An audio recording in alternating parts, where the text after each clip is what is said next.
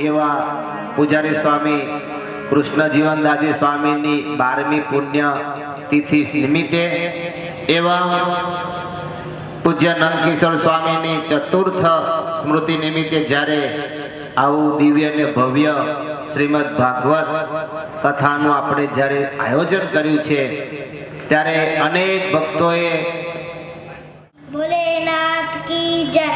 जटाटवी गलज्जल प्रभा पावित स्थले वलंबे लंबिता भुजंग तुंग मालिक नमड्ड मड्ड मड्ड मड्ड नाद मड्ड चकार चंद्र तांडवं तनोतु न शिवस्य जटाकटा संभ्रमं हरे जरि विलोल विचिन्तरि विराजमान मूर्धनि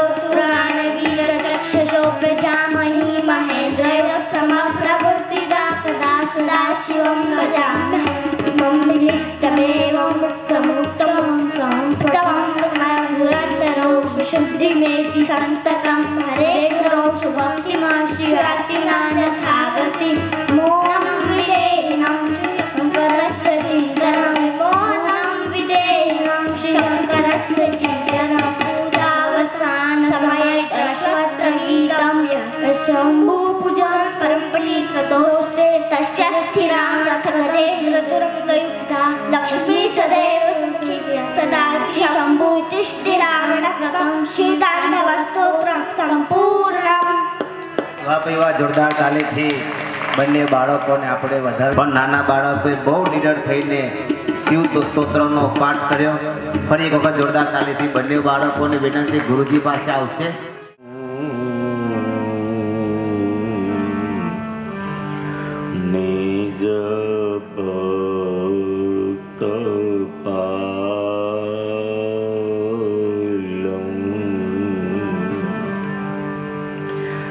कामा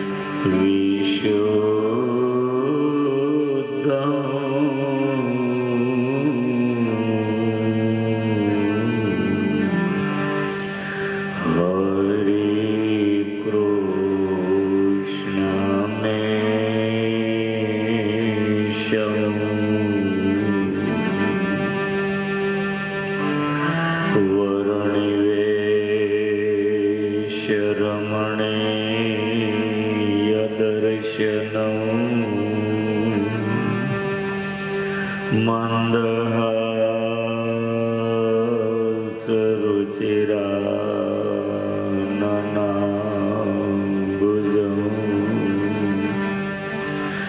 પૂજિतं સુરનરોત્તમૈર્મુદા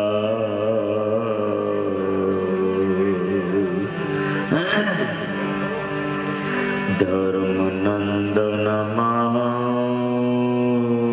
વિચિંતયે ઓમ શ્રી સ્વામિનારાયણાય નમો નમઃ. ઓમ શ્રી વ્રતાલય વિહારી શ્રી હરિ કૃષ્ણાય નમો નમઃ. ઓમ શ્રી પૂર્ણ પુરુષોત્તમાય ઘનશ્યામાય નીલકંઠાય શ્રી સહજાનંદ સ્વામીને નમો નમઃ.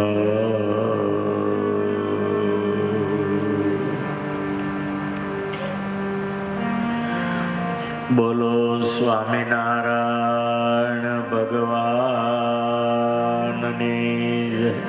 શ્રી લક્ષ્મીનારાયણ દેવની જય. શ્રી નરનારાયણ દેવની જય. શ્રી રાધારમણ દેવની જય. શ્રી મદન મોહનજી મહારાજની, શ્રી ગોપીનાથજી મહારાજની, શ્રી બાલકૃષ્ણલાલની, શ્રી વિઘ્ન વિનાયક દેવની, શ્રી કષ્ટભંજન દેવની.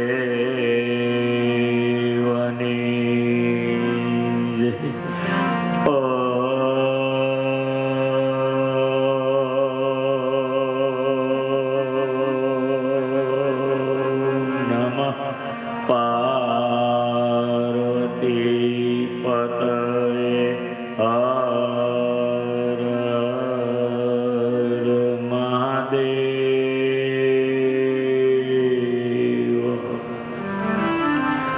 મંગલ ભગવાન વિષ્ણુ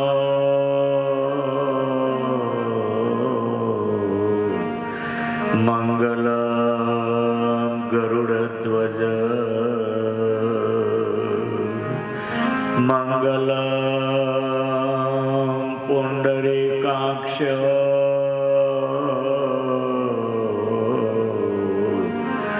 મંગલાયતનો હરિ.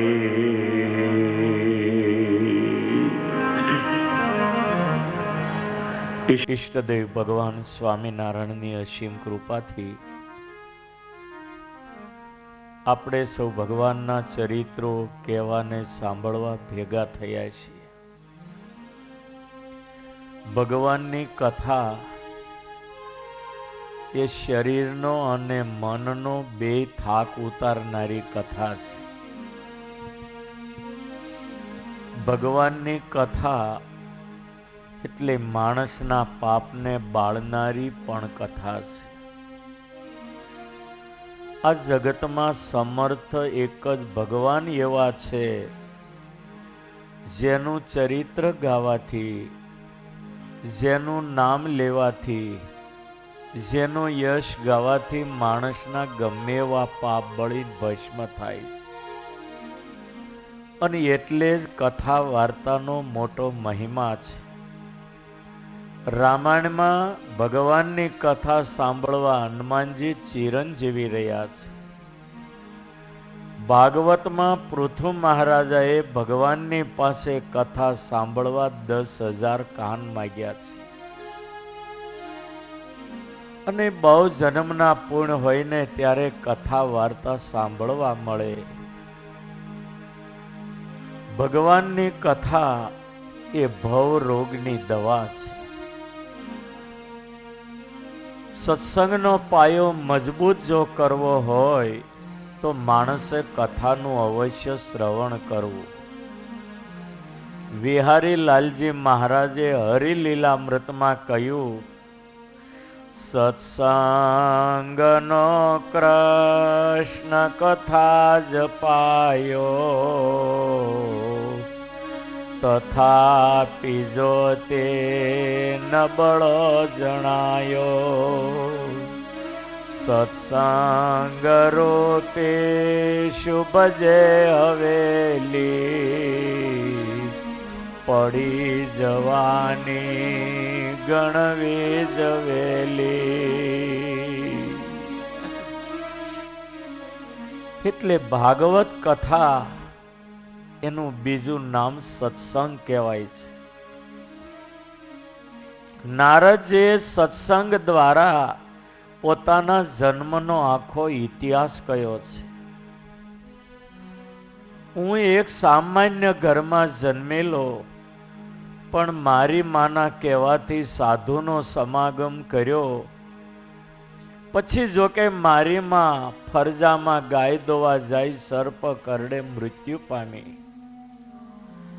પણ મેં સાધુનો એવો સમાગમ કર્યો. સાધુ તો પછી બીજે ગામ ચાલ્યા ગયા, પણ એ સાધુના સમાગમના પુણ્ય હું બ્રહ્માનો પુત્ર બન્યો. અને ઠીક લાગે ત્યાં આવરણ નડે નહીં, સ્વર્ગ પૃથ્વી ને પાતાળ બધે ગતિ કરી શકું. સત્સંગનો આવો મોટો પ્રતાપ છે. માટે વાલા ભક્તો, સત્સંગનો યોગ તો અવશ્ય રાખો. સત્સંગ છે એ જ જીવન જીવવાની જડીબુટ્ટી છે. અને એટલે સ્વામિનારાયણ ભગવાને શિક્ષાપત્રીમાં લખ્યું, કાર્ય સંગોનો હમ શતામ, અમારા આશ્રિતોએ નિત્ય પ્રત્યે સાધુનો સમાગમ કરવો. ભાગવતજીના પ્રારંભમાં વેદવ્યાસ મંગલાચરણ કરે અને પછી સુંદર ભાગવત કથા કરે છે. સૂત પુરાણીએ સનકાદિકોને કહ્યું છે કે નૈમી સારણ ક્ષેત્રમાં જ્યારે શુકદેવજી પરીક્ષિત રાજાને ભાગવતજીની કથા સંભળાવે ત્યારે 88,000 ઋષિ બેઠા હતા. એ સભામાં હું પણ બેઠો હતો, અને મેં જે કથા સાંભળી છે ને એ સનકાદિકો ફરી હું તમને સંભળાવું છું. ભગવાન જ્યારે આ જગતમાં આવે, પોતાના ભક્તોની રક્ષા કરે, દુષ્ટોનો વિનાશ કરે. કાળે કરીને ધર્મ જે ક્ષીણ થયો હોય તો એ ધર્મનું રક્ષણ કરે છે. એ ભગવાને નરસિંહ અવતાર લઈ હિરણ્યકશિપુને મારી પ્રહલાદની રક્ષા કરી હતી. એ જ ભગવાને વરાહ અવતાર ધારણ કરી હિરણાક્ષનો વધ કરીને પૃથ્વી બ્રહ્માને જળની ઉપર લાવીને આપી હતી. એ જ ભગવાને પરશુરામ નામે અવતાર લઈને 21 વાર પૃથ્વીને નિક્ષત્રિય કરી હતી. એ જ ભગવાને રામાવતાર ધારણ કરી રાવણ કુંભકર્ણ જેવાનો નાશ કરી અને પૃથ્વી ઉપર આદર્શ મર્યાદાને સ્થાપન કરી હતી.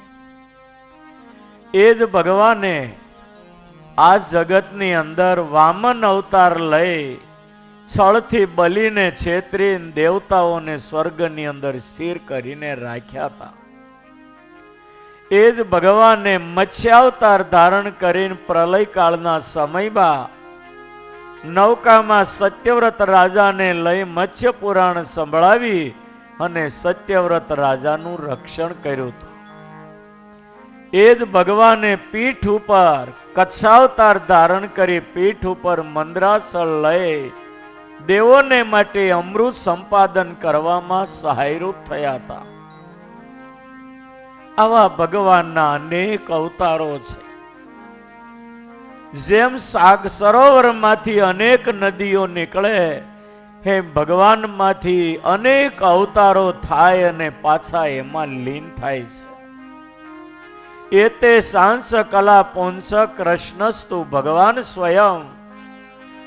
ભગવાનના કેટલાય કળા અવતાર થાય, કેટલાય અંશા અવતાર થાય, કેટલા સ્વરૂપ આવેશ, કેટલા ગૌણ અવતાર, કેટલાય શક્તિ આવેશ. આવા અનેક પ્રકારના વેદાંતમાં ભગવાનના અવતારો કયાના આવા અનેક અવતારો ભગવાન ધારણ કરી અને પોતાના ભક્તોની દુષ્ટો થકી રક્ષા કરે છે. આ રીતે ભાગવત પુરાણની કથામાં ભગવાન શ્રી વેદ વ્યાસે પરાશર થકી સત્યવતીમાં ભગવાન વેદ વ્યાસનો અવતાર થયેલો.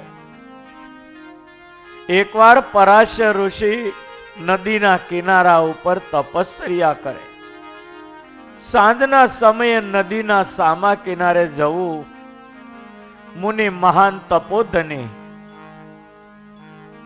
સાંજે ખારવાઓએ બૂમ પાડી, છેલ્લો ફેરો આવી જાઓ, છેલ્લો ફેરો આવી જાઓ. પરાશર ધ્યાનમાં બેઠેલા ખબર ને બધા હોડકાવાળા વૈયા ગયા છે. પરાશર મુનિ ધ્યાનમાંથી જાગી નદીના કિનારે આવે તો સંધ્યાકાળ થઈ ગયો. સૂર્યને આથમવાનો બરાબર ટાઈમ. કોઈ ખલાસી નહીં. પરાશર એક ઝૂંપડામાં જઈ ખલાસીને જગાડીને કહે છે મને સામા કિનારે મૂકવા આવો ને. ખલાસી કે ક્યારના બૂમ પાડતા હતા, આવ્યા નહીં ને હવે.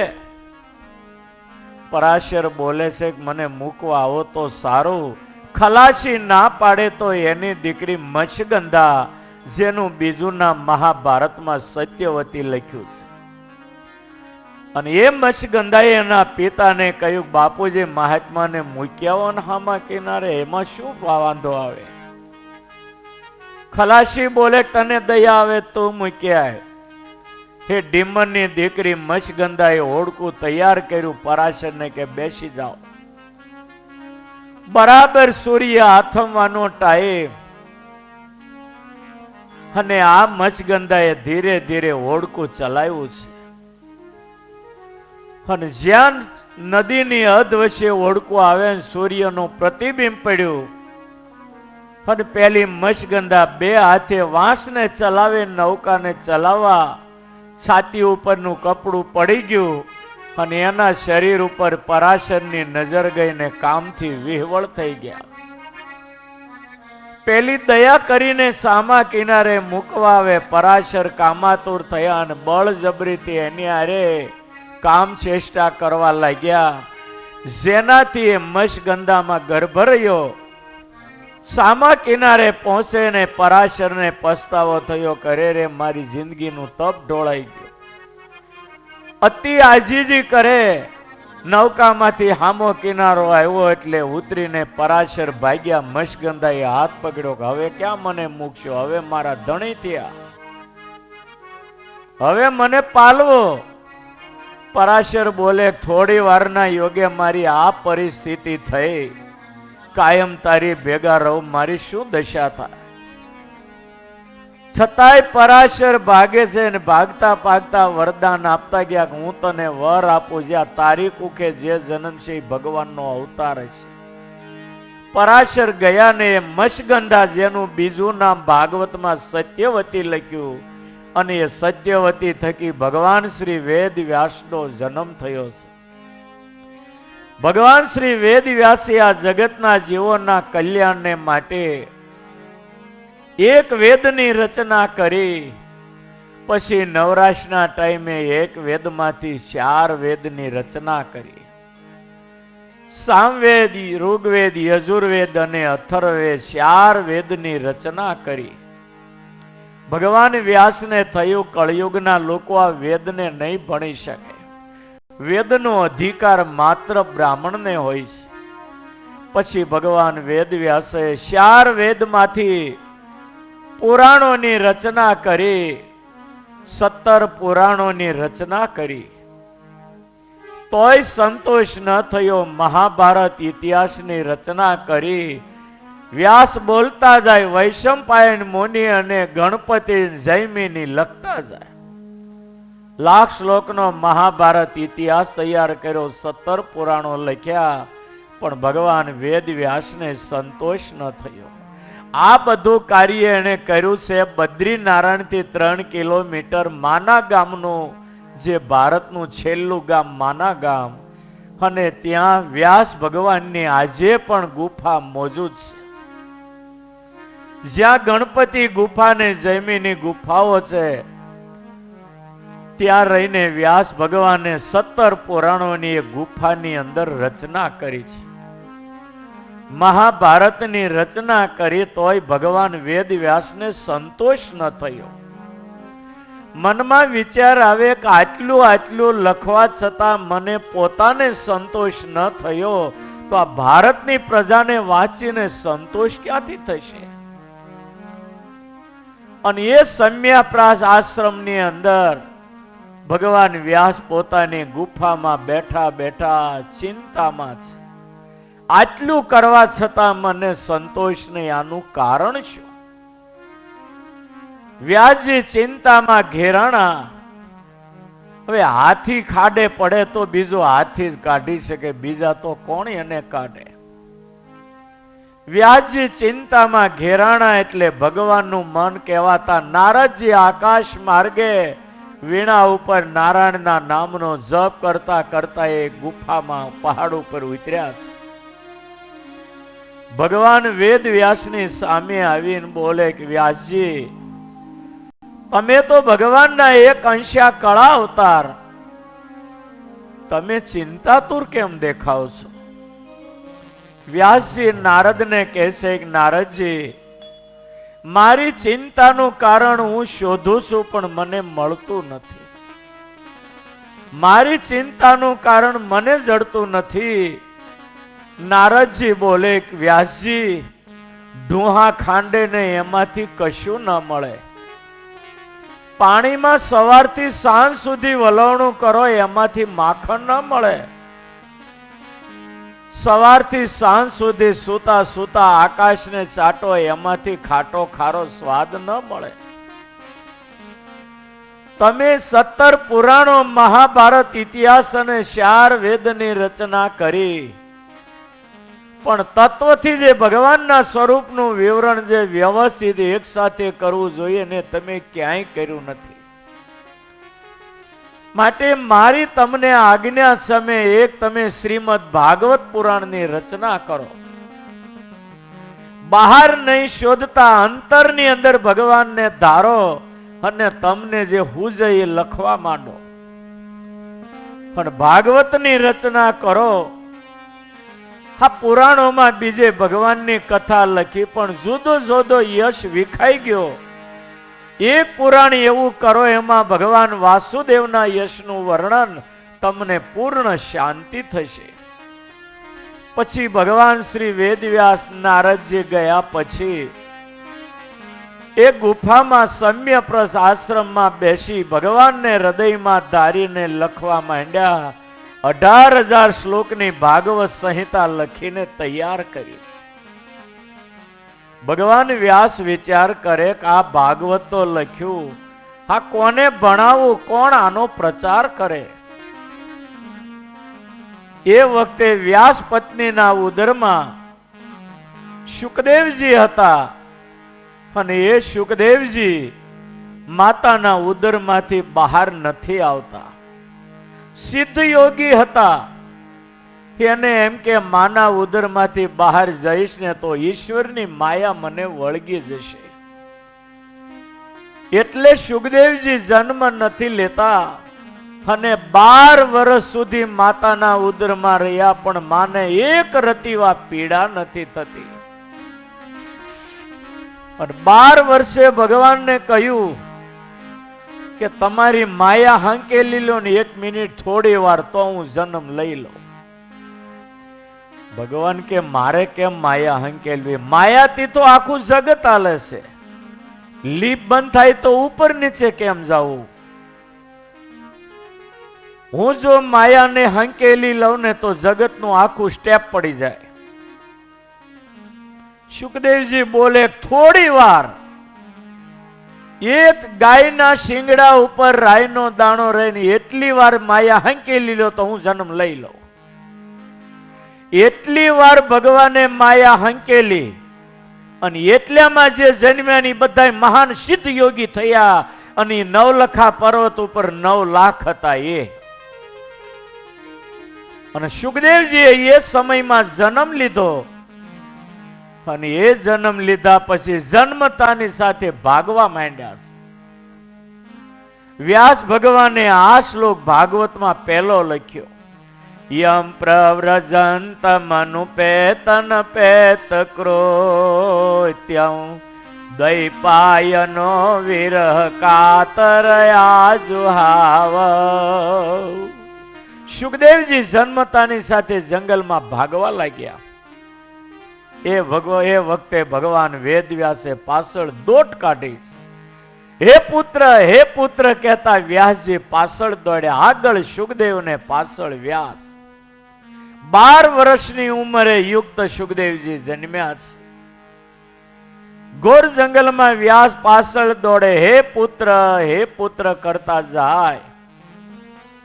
પણ સુખદેવજી એક વૃક્ષમાં લીન થઈ ગયા અને વૃક્ષમાં રહીને પિતાને જવાબ આપ્યો, કોણ કોનો બાપ અને કોણ કોનો દીકરો છે? વ્યાસ ભોઠા પડી ગયા. વ્યાસ પુરાણોમાં લખનારા કોઈ કોઈનું કોઈ નથી ને ઈ હે પુત્ર કરતા પાછળ દોડ્યા. સુખદેવજીએ જવાબ આપ્યો, કોણ કોનો દીકરો ને કોણ કોનો બાપ? વ્યાસજી ભોઠા પડીને પોતાના સમ્ય પ્રજ આશ્રમની અંદર પાછા આવ્યા.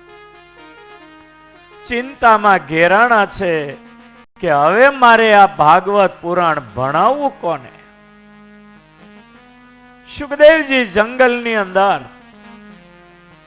જંગલની અંદર એક વૃક્ષના થડમાં બેસી અને પરાત્પર પરબ્રહ્મ પરમાત્માની મૂર્તિનું ધ્યાન કરવા બેસી ગયા છે.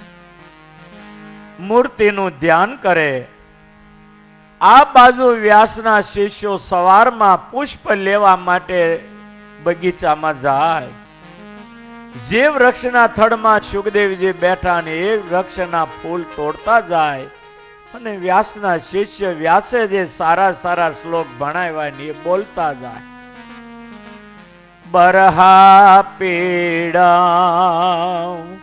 નટવર વપુ કર્ણયો કર્ણિકારા.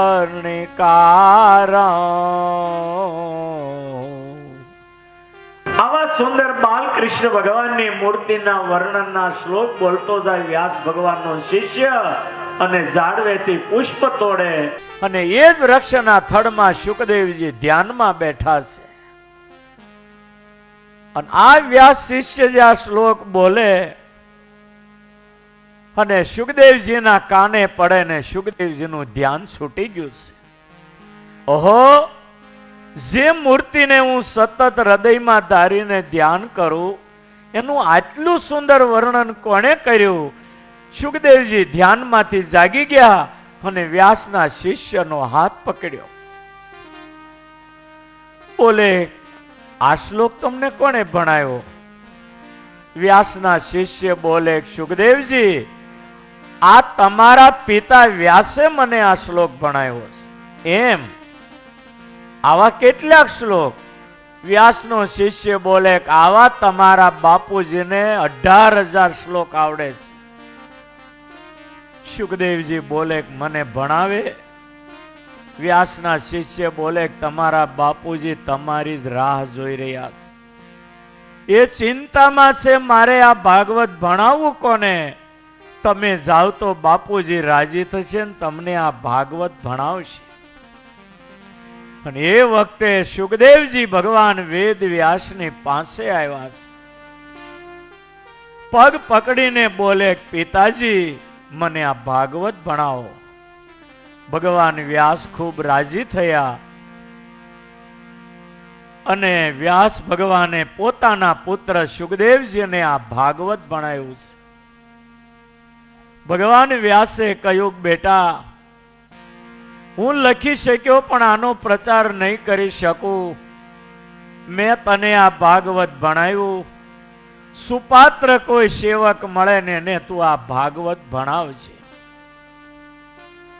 પણ જ્યારે ઋષિઓના શ્રાપિત પરીક્ષિત ગંગા કિનારે આવ્યા,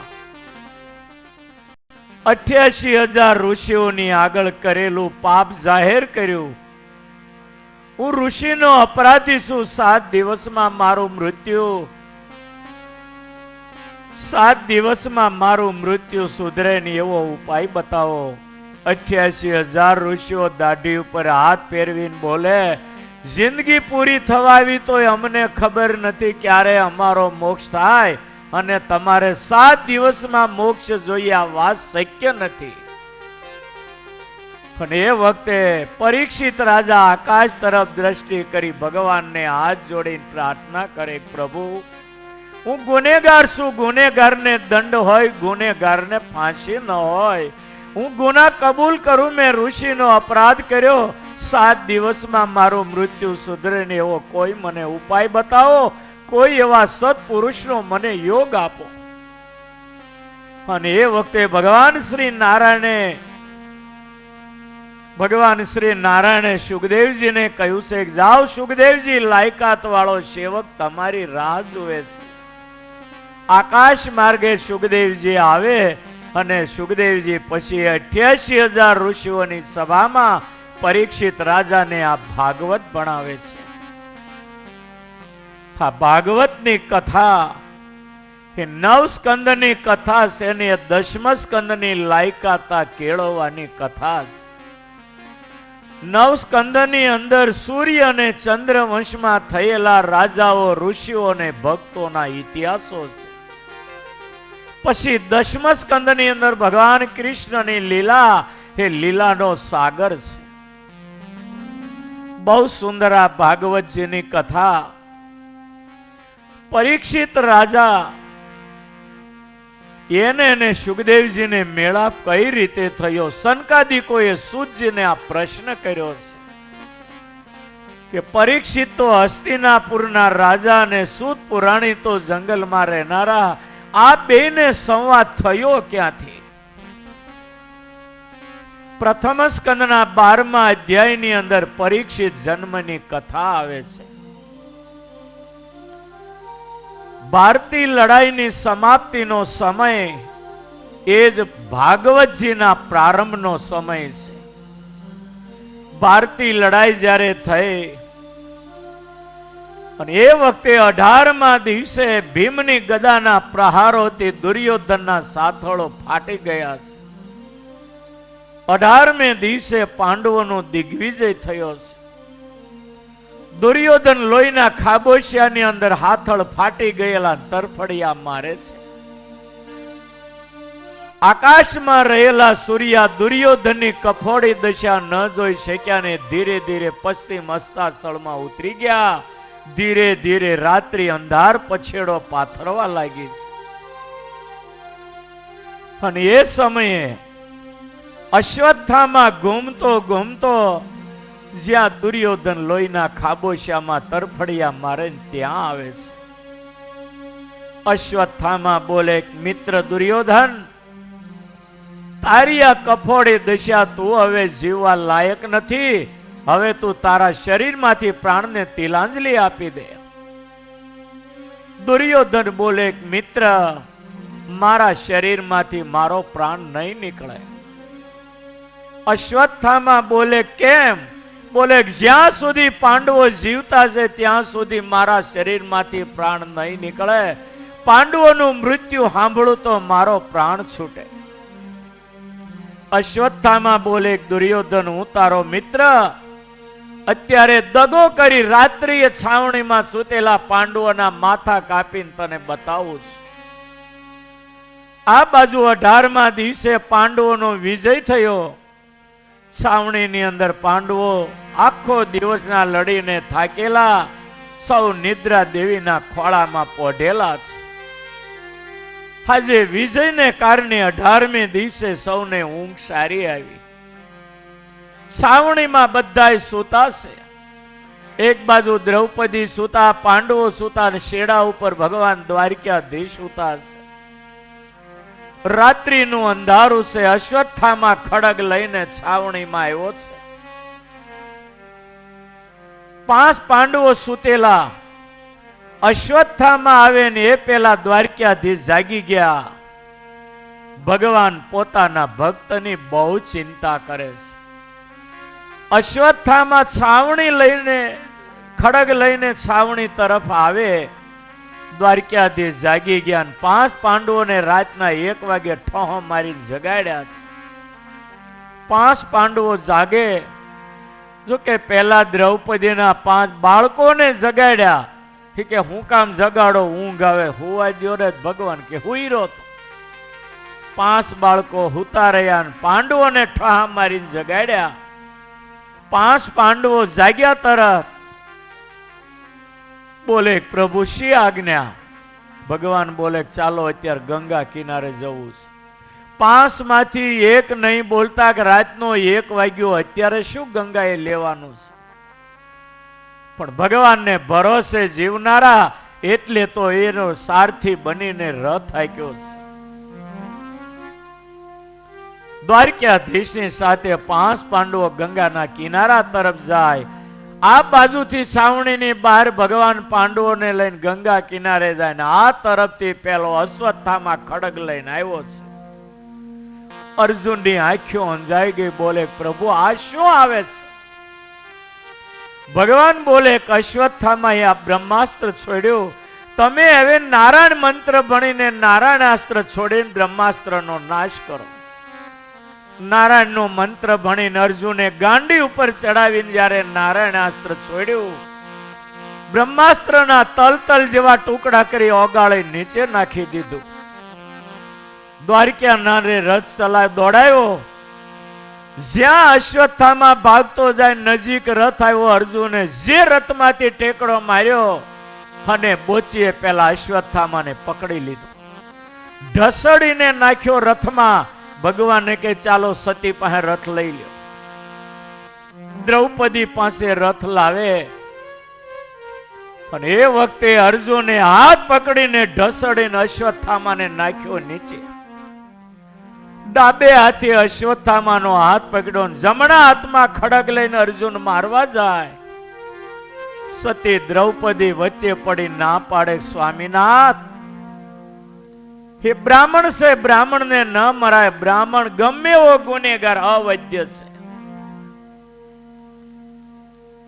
દ્રૌપદી બ્રાહ્મણ ધર્મ બતાવે, ગમે એવો ગુનેગાર હોય બ્રાહ્મણનો વધ ન કરાય. બાજુમાં ઉભેલા શ્રી કૃષ્ણ બોલે, આતાઈ ગમે હોય મારી નાખવાનું કોઈ પાપ લાગતું નથી. બ્રાહ્મણ હોય તોય કાપી નખાય.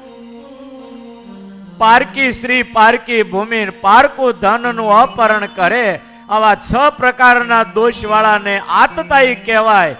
અને ગીતામાં લખ્યું, આતતાઈને મારી નાખવામાં કોઈ પાપ નથી.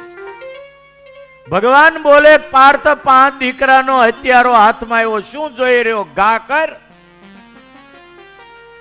દ્રૌપદી ના પાડે, દ્વારકાધીશનો વધ કરવાની વાત કરે છે.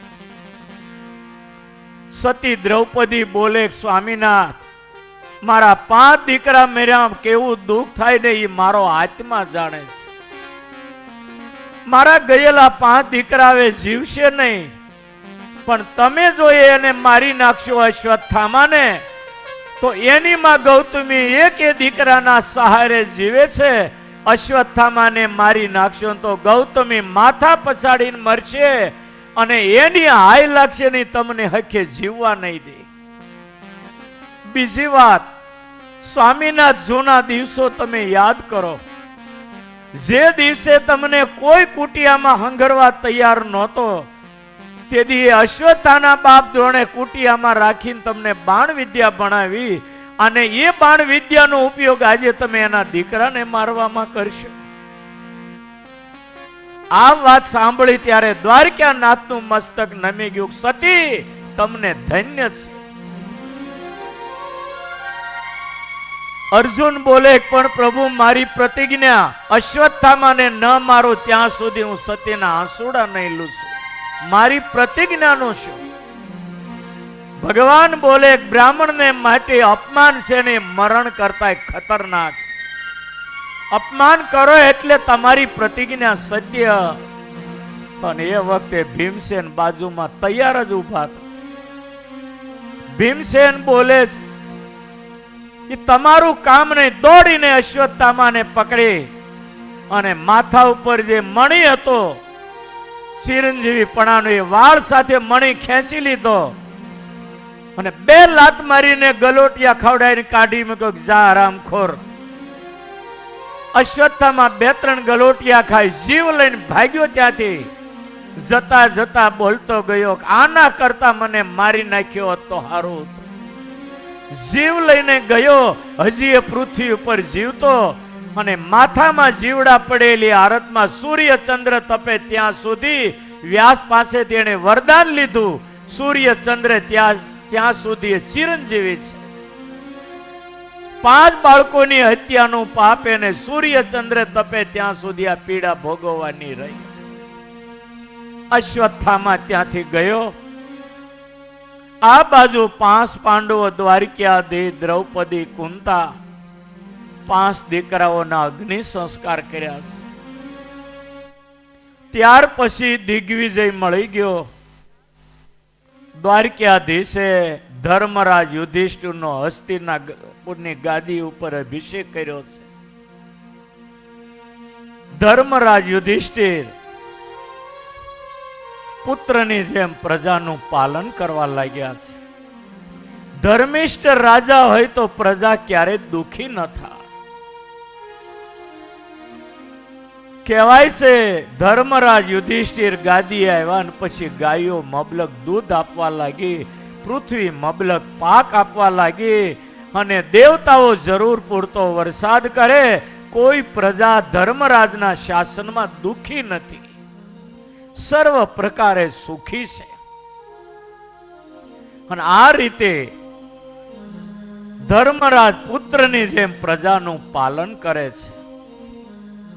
અને એ વખતે જે જીવતો અશ્વત્થામા છૂટ્યો, એને નક્કી કર્યું કે પાંડવોનો વંશ નો રહેવા દો. આ શત્રુ જીવતો ગયો, એને નક્કી કર્યું કે ઉત્તરાના ગર્ભની અંદર પાંડવોનો વંશ, ઉત્તરાના ગર્ભનો નાશ કરું તો પાંડવોનો વંશ કટિંગ થઈ જાય. ઉત્તરાના ગર્ભનો નાશ કરવા માટે અશ્વત્થામાએ બ્રહ્માસ્ત્ર છોડ્યું છે. આ બાજુ ધર્મરાજ યુધિષ્ઠિર ગાદી ઉપર આવ્યા અને વ્યવસ્થિત હસ્તિનાપુરનું તંત્ર જ્યારે ચાલવા લાગ્યું, અને પછી ભગવાને પાંડવોની પાસે રજા માંગી કે હવે તમે રજા આપો તો હું દ્વારકા જાઉં. ઘણા સમયથી હું આ હસ્તિનાપુર આવ્યો છું. પાંડવોએ ભગવાનની પૂજા કરી, દારૂ કે રથ તૈયાર કર્યો. હસ્તિનાપુરની જનતા રાજભવનના પટાંગણમાં એકઠી થઈને દ્વારકાધીશને વિદાયગીરી આપે.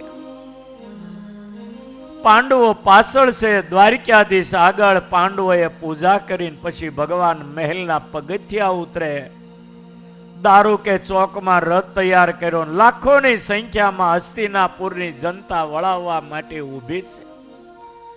અને એ વખતે અશ્વત્થામાએ જે બ્રહ્માસ્ત્ર છોડ્યું, ઉત્તરાના પેટમાં રહેલા ગર્ભનો નાશ કરવા માટે,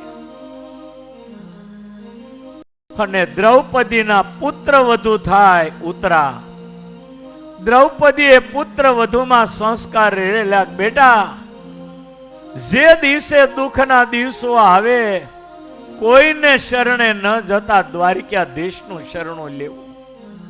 મારે 5 પતિ હોવા છતાંય છેલ્લી વાર દ્વારકાધીશ સિવાય મારી લાજ રાખનારું કોઈ નહોતું. માટે વિકટ પરિસ્થિતિના સમયમાં બેટા દ્વારકા નાથનું શરણું લેજે. સાસુ દ્રૌપદીના સંસ્કાર આ ઉત્તરાની અંદર ઉતરેલા અને બ્રહ્માસ્ત્ર જ્યારે ગર્ભનો નાશ કરવા આવે અને ઉત્તરાએ દોટ કાઢી છે દ્વારકાધીશ તરફ. હજારોની સંખ્યામાં પબ્લિક ઊભી છે પટાંગણમાં રાજભવનના આગળના ચોકમાં. ભગવાન જ્યાં મહેલના પગથિયા ઉતરે ને પાછળ પાંડવો છે. ત્યાં ઉતરા દોડતા દોડતા આવીને ભગવાનના પગમાં માથું મૂકીને બોલે, પ્રભુ ભલે મારો નાશ થાય પણ મારા ગર્ભની આપ રક્ષા કરો. અને એ વખતે ભગવાન અંગૂઠા જેવું રૂપ ધારણ કરીને ઉતરાના ઉદરમાં ગયા. આંગળી જેવડું 3 ઇંચનું સ્વરૂપ ધારણ કરી ઉતરાના ઉદરમાં ઉતરી ગર્ભની ચારે બાજુ ચક્ર લઈને ભગવાન રક્ષણ કરે અને બ્રહ્માસ્ત્રને ઓગાળીને કાઢી નાખ્યું. ગર્ભની ભગવાને રક્ષા કરી. અને આ રીતે ભગવાને રક્ષા કરી ઉત્તરાની. ભગવાનને થયું કે દુશ્મન જીવતો ગયો ને પાંડવોને હકે નહીં જીવવા દે, મારે દ્વારકા નથી જવું. દારૂક ને કે ઘોડા છોડી નાખ, પાંડવોનો પ્રેમ મને દ્વારકા નહીં જવા દે. દારૂકે રથના ઘોડા છોડી નાખ્યા, ઘોડશાળમાં બાંધ્યા અને ભગવાન પાંડવોના મહેલમાં પાછા આવ્યા છે. ત્યાર પછી થોડો સમય ભગવાન રોકાયા છે. જ્યારે ભગવાન દ્વારકામાં હસ્તિનાપુરમાં હતા, ભગવાન એના ઉતારાના મહેલમાં હતા અને ત્યાં એક માણસે આવીને સમાચાર આપ્યા કે પ્રભુ ધર્મરાજા યુધિષ્ઠિર એકલા મહેલમાં બેઠા બેઠા રડે છે. ભગવાન બોલે કે હવે તો વિજય મળ્યો, હસ્તિનાપુરનું રાજ મળ્યું, હવે શા માટે રડે છે? ભગવાન ધર્મરાજ યુધિષ્ઠિરના મહેલે ગયા. યુધિષ્ઠિર બહુ રડે છે. પૂછે બોલો રડવાનું કારણ? તો પ્રભુ આ ભારતીય લડાઈની અંદર મેં કેટલું પાપ કર્યું છે. હજારો સ્ત્રીઓને વિધવા કરી, હજારો બાળકોને મેં બાપ વગરના કર્યા. હું ક્યાં નરકમાં પાપ ભોગવીશ? મને રાત્રે ઊંઘ નથી આવતી, ખાવા બેસું તો ખાવું ભાવતું નથી. ભગવાન સ્વામિનારાયણે અર્જુન અને યુધિષ્ઠિરનો ઉલ્લેખ વચનામૃતમાં કર્યો છે. અર્જુનને સ્વરૂપ નિષ્ઠા હતી અને યુધિષ્ઠિરને ધર્મ નિષ્ઠા હતી. અર્જુનને સ્વરૂપ નિષ્ઠા હતી, ગીતાનું જ્ઞાન પચાવ્યું હતું. જો કે અર્જુનને પહેલા તો એમ જ હતું કે મામા કાકા ગુરુ ભાણિયા ભત્રીજા હાડું હાળાને મારીને પૃથ્વીનું રાજ કરવું એના કરતા ભીખ માગીને પેટ ભરશે. પણ ભગવાને ગીતાનું જે 18 અધ્યાયનું જ્ઞાન આપ્યું, અર્જુનનું કાળજું ફેરવી નાખ્યું. ભગવાને અર્જુનને આખું જ્ઞાન આપીને કાળજું ફેરવી નાખ્યું. છેલ્લે ભગવાને કહ્યું કે આ બધા મરેલા છે, મારે તને નિમિત્ત બનાવો છે. મારું વચન માન.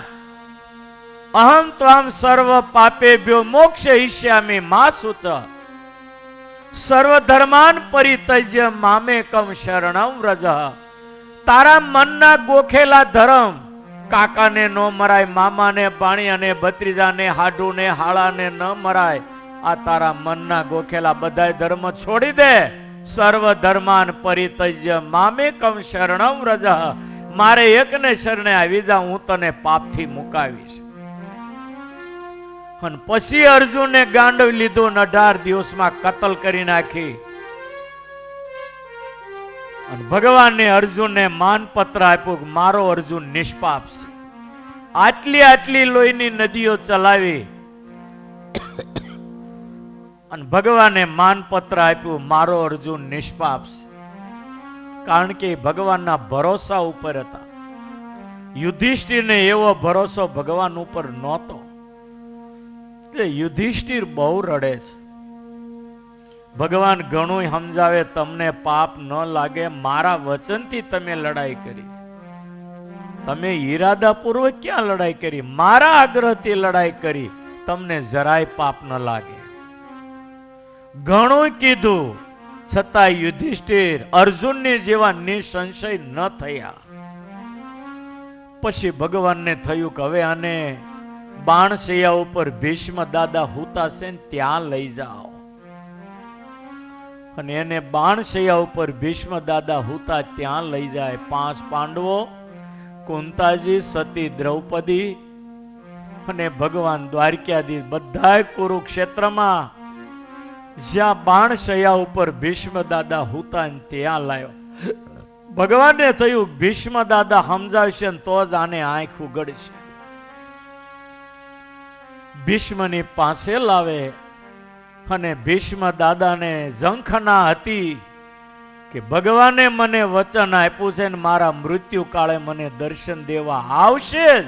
એ બોલ્યા એ કોઈ દી મિથ્યા નહીં થાય. ભીષ્મને લેવા માટે કાળ આવ્યો તો કાળ નજીક આવ્યો. ભીષ્મ દાદા બાણશૈયા ઉપર હુતા હુતા એક હાંકોટો કર્યો ને કાળ હટી ગયો. હું તારો દાસ નથી, હું દ્વારકાધીશનો દાસ. ખબરદાર નજીક આવ્યો, કાળ પાછો ગયો.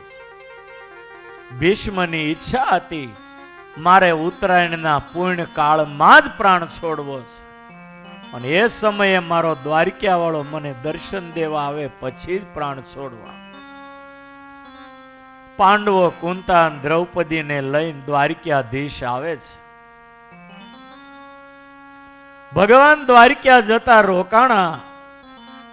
દ્રૌપદી કે મારા ભાઈ છે ને મારા પ્રેમથી રોકાણા. ઉત્તરાને થાય મારા માટે રોકાણા. દ્રૌપદી કે મારે માટે રોકાણા, પણ ખરેખર ભગવાન ભીષ્મ દાદા માટે રોકાણા હતા. ભીષ્મ દાદાની પાસે યુધિષ્ઠિરને લાવે. ભગવાન કે દાદા આ યુધિષ્ઠિરને સમજાવો. 5 પાંડવો, સતી દ્રૌપદી, કુંતા, દ્વારકાધીશ બધાય ભીષ્મ દાદાને માથું નમાવીને પગે લાગે. દેવતાઓ આકાશમાંથી જોઈ રહ્યા છે. અને એ વખતે ભીષ્મ દાદા બોલે, ભીષ્મ બોલે છે કે ઓહો યુધિષ્ઠિર, યત્ર યોગેશ્વરો કૃષ્ણ યત્ર પાર્થો ધનુર્ધર તત્ર શ્રી વિજયોર ભુવીર ધ્રુવા નીતિર મતિર મમા. જ્યાં ગાંડીવધારી અર્જુન અને જ્યાં યોગેશ્વર શ્રી કૃષ્ણ ત્યાંય વિપત્તિ. મને નવાઈ લાગે છે. હે યુધિષ્ઠિર, તમને પાપ ન લાગે. અભાગ્યા તો અમે કૌરવો દ્વારકાનાથને ઓળખી ન શક્યા. તમે તો ભાગ્યશાળી, ભગવાન તમને વશ થયા ને અર્જુનનો રથ આ ભગવાને આપ્યો. ભગવાન કેટલા પોતાના ભક્તના રક્ષક છે. મેં એકવાર ભગવાનને કહ્યું હતું કે મને દર્શન અંતિમ સમયે દેજો. મને ભરોસો તો આવશે, અને જો આ મને અંતિમ દર્શન દેવા આવ્યા. આ જગતમાં ભરોસો મૂકવા જેવા હોય તો માત્ર એક ભગવાન છે. એકવાર ભરોસો મૂકીને અખતરો કરી જુઓ. કેવી કેવી વિપત્તિમાંથી ભગવાન તમને બહાર લાવે છે. દુનિયા તો અનેક વિતંડાવાદથી ભરેલી છે. આમાં જીવવું ને બહુ મુશ્કેલ છે. કેટલી કેટલી ભગવાન રક્ષા કરે, તોય ભરોસો બૈરા છોકરા પૈસા ને બંગલાનો એવો ભગવાનનો નહીં હો. કોરોનામાં કેવા કેવાને બચાવ્યા, ભગવાનનો ઉપકાર ઓછો છે? ધાણે ફૂટે એમ ભલ ભલા વૈયા ગયા. 25 લાખની દવા કરનારા વૈયા ગયા, 35 લાખની દવા કરનારા વૈયા ગયા, 15 લાખની દવા કરનારા વૈયા ગયા. કેટલાય દાખલા મેં સાંભળ્યા. ધાણે ફૂટે એમ વૈયા ગયા. પેલા ભગવાને આપણને રાખ્યા, કેટલી ભગવાનની દયા. ક્યારેક એકલા બેઠા હોય ને ત્યારે આવો વિચાર કરો. સમય હવે ચિંતાનો ગયો, હવે ચિંતન કરવાનો સમય આપ્યો. કેટલી ભગવાને દયા કરી. તે દિવસે બધાના જીવ કેવા અધર હતા. આપણને કોરોના થશે, આપણે મરી જશું, ભાઈ મરી જશે, બાપ મરી જશે, બધાના જીવ અધર હતા. અને છતાંય ભગવાને રક્ષા કરી. તો હજી ભરોસો ભગવાનમાં, દીકરા બૈરાન પૈસા જેટલો ભરોસો ત્યાં નહીં આપણને. કેતા ભાઈ હાલો ને છપૈયા જઈએ આપણે. સ્વામી હમણાં રજા ન મળે, રજા નહીં ને એટલે ન અવાય. 12 મહિના સુધી રજા ન મળે. બૈરા છોકરાને ખવડાવવું હું તો 12 મહિના ઘરમાં બેઠા હતા. કોનો બૈરા છોકરા મરી ગયા એકના બતાવો લ્યો. ભગવાન જન્મ આપે, એનો દેહ પડે ત્યાં સુધીનો રોટલો કપાળમાં લખીને પછી ભગવાન જન્મ આપે. ભગવાન કોઈ દિવસ દગો કરતો નથી. એ બધું માણસને હોંપ્યું છે. પળે પળે આપણું ધ્યાન રાખે, એને ફક્ત પળે પળે સંભાળી શકતા નથી. બાકી કેટલો ભગવાન દયાળુ. એકવાર ભરોસો મૂકી જુઓ. અને જેણે જેણે ભરોસો મૂક્યો એના ભગવાને કેવા કામ કર્યા છે. પ્રહલાદે ભરોસો મૂક્યો, કેટલા દુઃખમાં એને બચાવ્યા ભગવાને. એક વખત ભગવાનને ભરોસે જિંદગી મૂકી જવું. આપણને બધે ભરોસો. અત્યારે કોઈને કહીએ કે આપણે યાત્રા કરવા જવું, 15 દિન ટાઈમ લ્યો ને, તાકે સ્વામી 5 દિવસે રજા ન મળે. હાવ નજીકના કુટુંબનું કોક મરી ગયો હોય કાઠિયાવાડમાં, તો 7 દિનની રજા મળે કે ન મળે? તો આ ભગવાનને ઉઠા ભણાવવાની વાતો નથી. છતાંય ભગવાન જ્યારે પોતાની મોટપ સામું જોવે છે ત્યારે આપણા જીવના ગુનાને ભગવાન ભૂલી જાય છે. માણસ ભૂલનો ભંડાર અને ભગવાન દયાનો સાગર છે. હા, એની દયા છે ને એટલે આપણી રોટલી શેકાય છે. બાકી ભગવાન બહુ દયાળુ છે. ભીષ્મને કેટલો ભરોસો હતો ભગવાન. કૌરવ પક્ષમાં રહીને સામે લડીને બાણ છાતીમાં છોડ્યા ભગવાનની સામે, અને છતાંય ભગવાન આજે એને દર્શન દેવા આવ્યો છે. ભારતીય લડાઈના 8 દિવસ ગયા તો પાંડવો એકે ઓછા ન થાય. અને એ વખતે દુર્યોધને એવો ભીષ્મને ટોણો માર્યો, દાદા તમે મારા પક્ષમાં રહીને દગો કરતા હો ને એવું લાગે. નહીતર 8 દિવસ થયા, એક પાંડવ તમારી સામે ટક્કર ન લઈ શકે. ઉપરથી મારા પક્ષમાં, ભીતરમાં તમે પાંડવોના પક્ષમાં હો ને એવું મને લાગે છે. અને એવું ભીષ્મને લાગી આવ્યું. ભીષ્મે કહ્યું છે કે દુર્યોધન સાંભળી લે, આજે તારી સામે પ્રતિજ્ઞા લઉં, છેલ્લું તાકાત અજમાવી લઉં. આવતીકાલે સાંજ સુધીમાં કાં ભીષ્મ ન હોય ને કાં અર્જુન ન હોય. બોલ. અને એ વખતે ભગવાનની ઊંઘ ઉડી ગઈ કે ભીષ્મ દાદાનું ભલું પૂછો. અને એ વખતે ભીષ્મે દુર્યોધનની પત્ની ભાનુમતીને કહ્યું કે આજ રાત્રે 12 વાગ્યે અને મારી પાસે આશીર્વાદ લેવા મોકલજો. હું અખંડ સૌભાગ્યવતીનો આશીર્વાદ આપું, પછી દુર્યોધન તારો વાળ વાંકો ન થાય, જા. અને એ દુર્યોધનને એમ થયું, ભાનુમતીને કહ્યું દાદાના આશીર્વાદ લેવા તારે જવાનું છે. પણ ભાનુમતી કે દાદા આપણા છે ને, કાલ જાવ તો શું વાંધો. ભાનુમતી ન ગઈ અને ભગવાને દ્રૌપદીને મૂકી. દ્રૌપદીને કે ભીષ્મ દાદા પાસે તારે જઈ ખોળો પાથરીને આમ પગે લાગવાનું અને જે આશીર્વાદ આપી લઈને વયો આવવાનું. પછી ભલે ને ગમે એવી ભીષ્મ પ્રતિજ્ઞા કર્યા કરે. અને એ વખતે દ્રૌપદી આશીર્વાદ લેવા ભીષ્મ દાદા પાસે આવે. રાતનું અંધારું છે, કાંઈ દેખાય નહીં. અને ભગવાને નાની પોતડી પહેરી, આમ નોકર હોય ને છેલ્લા નંબરનો ઝૂંપડપટ્ટી જેવો, એવો વેહ લઈને હાથમાં ફાનસ લીધું, દ્રૌપદીને હારે હાલે છે. આ ભગવાનનું કામ છે ને બધું, આમ બારોબાર કોઈ આમ જાણી ન જાય. અને ભીષ્મ દાદા બેઠેલા થોડેક દૂર ભગવાન રહી ગયા. ફાનસ લઈને દ્રૌપદીને કહ્યું, જા દાદાને પાલો પાથરીને પગે લાગીને આશીર્વાદ લે. ભીષ્મને એમ કે ભાનુમતી આવે છે. પણ ભાનુમતી થયું દાદા આપણા છે ને આજે નથી જવું, કાલે જાય. એને ભગવાને રોકી પાડી. આ કરતા હરતા કેવા ભગવાન. અને દ્રૌપદી જઈને પગે લાગે એટલે ભીષ્મ દાદાએ કીધું, અખંડ સૌભાગ્યવતી. અને પછી જ આમ લાજનો ઘૂમટો કાઢીને જોયું, દાદા જય સોમનારાયણ. ભીષ્મ બોલે કે લે મારે કરવું તો એ જ થયું, લ્યો. પણ તું એકલી અત્યારે અહીંયા કેમ આવી? કાંઈ ગમે તે પાછળ કપટ હોવું જોઈએ.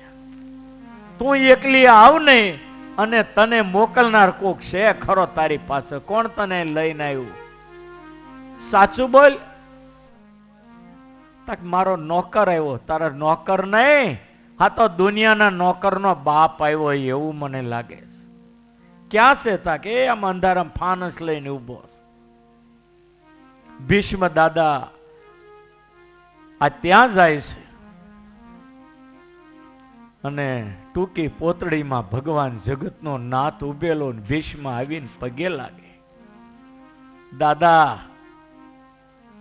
ભીષ્મ કહેશે, પ્રભુ આજે તમારું ધાર્યું થયું છે. ભાનુમતી આવવાની હતી, એને બદલે તમે દ્રૌપદીને લઈને આવી ગયા અને આશીર્વાદ અપાયો. તમારું કામ ફળીભૂત થયું. હવે પાંડવોનો કોઈ દી પરાભવ ન થાય. પણ આ કામ કર્યું એમાં હું સંમત, પણ તમારે મારું એ કામ કરવા. ભગવાન બોલે કે દાદા કોઈને કહેતા નહીં, બોલો તમારું શું કામ કરું? તેથી ભીષ્મ દાદા હાથ જોડીને બોલે, પ્રભુ અત્યારે તો ઠીક છે, દુર્યોધનનું અન્ન મારા પેટમાં હતા, જે બનવાનું એ બની ગયું અને હજી બનશે. પણ મારી હાથ જોડીને પ્રાર્થના છે, અત્યારે રાત્રે તમે આવ્યા અને મેં અખંડ સૌભાગ્યનો આશીર્વાદ આપ્યો અને પાંડવોનું કામ થયું, તો મારો અંતકાળ આવે ને ત્યારે તમારે મને દર્શન દેવા આવવાનું. આટલો મને વર આપો. અને દ્વારિકાધીશે ભીષ્મ દાદાને એ વર આપ્યો. અને એ સત્ય કરવા માટે આજે ભીષ્મ દાદા બાણશૈયા ઉપર પોઢેલા ને આવ્યા છે ભગવાન. અને પછી ભગવાને ભીષ્મ દાદા યુધિષ્ઠિરને ઘણું સમજાયું. ભાગ્યશાળી તમે, તમારા પક્ષે જગતનો નાથ. હું કામ ઓય ઓય કરો છો? તમને પાપ ન લાગે? તમે તો ખાટી ગયા. ભગવાન તમારો સારથી બને. અર્જુનનો હાથી કઈ મોટી વાત બીજી કઈ હોય? મને વચન આપ્યું ને સત્ય કરવા જો ભગવાન મને દર્શન દેવા આવ્યા. ભગવાન છે ને ભક્ત વત્સલ છે. જ્યારે ભારતીય લડાઈ શરૂ થઈ ત્યારે એને પ્રતિજ્ઞા કરેલી કે ગમે તે સેનામાં મને રાખશો, હું હથિયાર ધારણ નહીં કરું. હે યુધિષ્ઠિર, તમારા પક્ષમાં ભગવાન રહ્યા બોલ્યા હતા કે હથિયાર ધારણ નહીં કરું. અને તેથી મેં સામે પ્રતિજ્ઞા લીધેલી કે જો દ્વારકાધીશને હથિયાર ધારણ ન કરાવું તો હું ભીષ્મ નહીં. મારી ભીષ્મ પ્રતિજ્ઞા હતી. અને એ ભારતીય લડાઈની અંદર હે યુધિષ્ઠિર, મારી પ્રતિજ્ઞા સત્ય કરવા એને એની પ્રતિજ્ઞા જતી કરી અને રથનું પૈડ્યું લઈને મારી સામે દોડતા આવે એ ભગવાન નારાયણની મૂર્તિમાં મારું મન સદાય લાગેલું રહો. મારી પ્રતિજ્ઞા સત્ય કરવા એને એની પ્રતિજ્ઞા જતી કરી દીધી છે. આમ જ્યાં વાત કરી, ભીષ્મ દાદાએ પછી યુધિષ્ઠિરને મોક્ષ ધર્મનો ઘણો ઉપદેશ કર્યો છે. સ્વામિનારાયણ ભગવાને એનો ઉલ્લેખ ઘણો વચનામૃતમાં કર્યો છે. અને પછી ભીષ્મ દાદા ઉત્તરાયણના પૂર્ણ કાળની અંદર છેલ્લી ભગવાનની સ્તુતિ કરી અને ભીષ્મ દાદા ભગવાનના ધામમાં ગયા છે. દેવતાઓએ દુંદુભી નગારા વગાડ્યા, જય જયકાર સાથે ભીષ્મ દાદા ભગવાનના વૈકુંઠમાં ગયા છે. દ્વારકાધીશ પાંડવોને લઈ, કુંતાને દ્રૌપદીને લઈ અને પાછા હસ્તિનાપુરમાં આવ્યા છે. ભગવાન ત્યાં રોકાયા છે. પાંડવોના પ્રેમને વશ થઈને ભગવાન નીકળી શકતા નહોતા. જેમ દાદા ખાચરના પ્રેમને વશ બનેલા ભગવાન દાદાનો દરબાર છોડીને નીકળી શકતા નહોતા. કદાચ નીકળે અઠવાડિયું 15 દિવસ જાય, જ્યાં હોય ને ત્યાં એ દાદાનો દરબાર મંડે દેખાવા એને. જ્યારે દાદાના દરબારમાં આવે ને ત્યારે હાશકારો કરીને બેસતા હતા.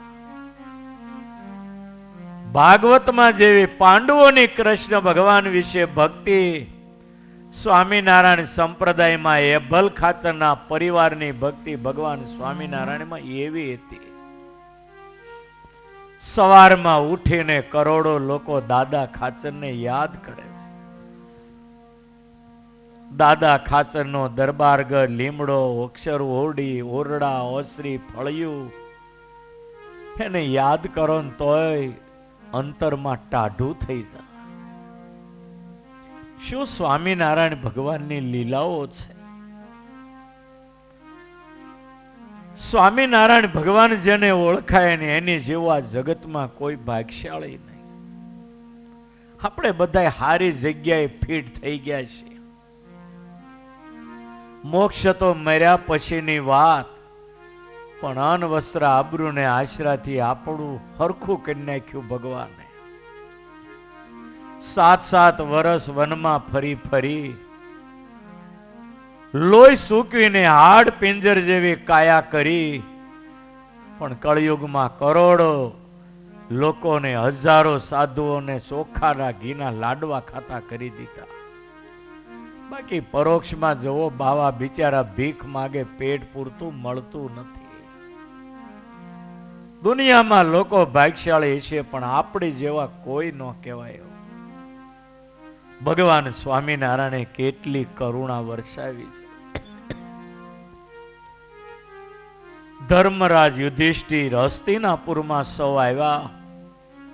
પુત્રની જેમ પ્રજાનું પાલન કરે છે. ઘણોય સમય ગયો. દ્વારકાધીશને વિચાર આવે, હવે હું દ્વારકા જાઉં. 2 વાર દ્વારકા જવાના પ્રોગ્રામો મુલતવી દીધા. ઉત્તરા વખતે, ભીષ્મ વખતે 2 વખત દ્વારકા જવાના પ્રોગ્રામ મુલતવી દીધા. આપણા સંપ્રદાયમાં પણ કાયમ ગઢડામાં રહેનારા મહારાજ લાડુબા જીવુબાને પૂછ્યા વગર ગયા તો સીમાડેથી પાછું આવવું પડ્યું. અક્ષર ઓરડીએથી સખાઓની સાથે સવારમાં વહેલા મહારાજ વડતાલ જવા નીકળી ગયા. મોડી રાત્રે અક્ષર ઓરડીમાં દરબારો હારે મહારાજ બેઠેલા. થોડા સંતો સુરાખાસર કે ભણો મહારાજ, રામનવમીનો સમયો નજીક આવ્યો, વડતાલ નહીં જવું? મહારાજ કે હજી વાર છે ને. ક્યાં આવે, આ ગણતરીના દિવસો બાકી રહ્યા, મેળ્યા તિથિ જોવા. તા કે હા, તો આપણે સવારે વહેલા કાલે જ નીકળી જઈએ ને. અને સવારમાં વહેલા નીકળે. મહારાજ તો અક્ષર ઓરડેથી દરબારગઢમાં થઈને ડેલીમાં દરવાજે નીકળી ગયા. તા અમુલાબાઈએ મોટીબાને ઓરડામાં સમાચાર આપ્યા કે બા મહારાજ તો વડતાલ જવા નીકળી ગયા. મોટીબા વિચાર કરે પૂછ્યા વગર ક્યાંય ન જાય ને આજે પૂછ્યા વગર વૈયા ગયા.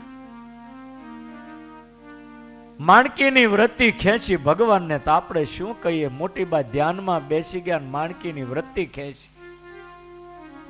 દરબારો કે મહારાજ ભગવાન પણ એક બાજુ મૂકી દો, કોનો ઘોડો આગળ નીકળે તમારી ઘોડી કે અમારો ઘોડો જોઈ લઈએ આપણે. અને ગઢડાનો સીમાડો હજી ન આવ્યો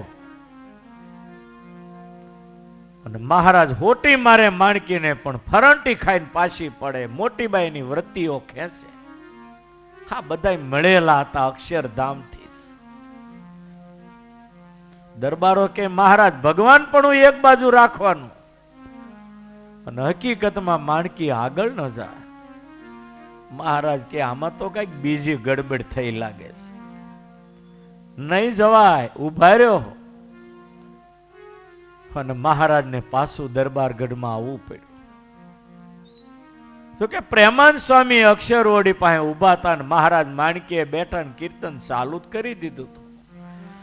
માણકીએ ચડ્યા રે મોહન વન માળી, શોભે રૂડી કર માલ ગામ રૂપાળે.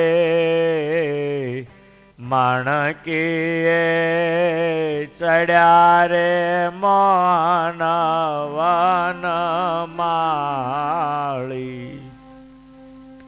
પેલા પદનું વાતાવરણ આખું તમે જુઓ, પદ વાંચો. જાન ઉઘલવાનો ટાઈમ હોય ને જે વાતાવરણ હરખ હોય ને ઈ હરખ દેખાય. સંતો જે રાગ બોલતા એ સમાના રાગ, સમયના રાગ બોલતા, જેને માઢ કહેવામાં આવે. અને પછી જ્યારે મહારાજ માણકી ઘોડી લઈને પાછા આવ્યા, વાસુદેવ નારાયણના ઓરડે મોટીબા ઉભેલા. માણકી ઘોડી ઓસરીના પગથિયા પાસે ઊભી રાખી, એક પગ પેગડામાં ને એક પગથિયે, બે હાથે સોકડું માણકીનું હાથમાં હતી લગામ અને બે હાથ જોડીને મોટીબા પાસે મહારાજ રજા માંગે કે આ પૂછ્યા વગર ગયા ને એટલે માણકી ફરંટી ખાઈને પાછી પડે. અને મહારાજ હાથ જોડીને મોટીબા પાસે રજા માંગે. આજ્ઞા આપો અમે જઈએ વ્રત પૂરી. અને મોટીબા સામે હાથ જોડીને પગે લાગીને બોલે આ તો કરતું અન્યથા કરતું, અમે તમારી આગળ છું. હાથ જોડીને મોટીબા રજા આપે. જાઓ પ્રભુ રામ નામે નાતે દોર. પ્રેમાનંદ સ્વામી લીમડા નીચે ઉભા ઉભા બોલે, સેવક દાસ પ્રેમાનંદ જોરે. માણકીએ ચડ્યા રે મન વન માળી. મોટીબા રજા આપે અને મહારાજ વડતાલ જાય. આ પ્રેમાનંદ સ્વામીના કીર્તનમાં નોંધ છે. એમ દ્વારકાધીશ પાંડવોના પ્રેમને આધીન થઈને બીજી વાર પાછા આવ્યા છે. વળી થોડા દિવસો ગયા, મહેલમાં પાંડવોને બેસાડીને કીધું કે હવે તમે રજા રાજી થઈને આપો ને તો જાવું છે. વળી પાંડવોએ પૂજા કરી ભગવાનને વિદાયગીરી આપે. રાજસભામાં જાહેરાત કરી આવતીકાલે દ્વારકાધીશને વિદાયગીરી આપવાની.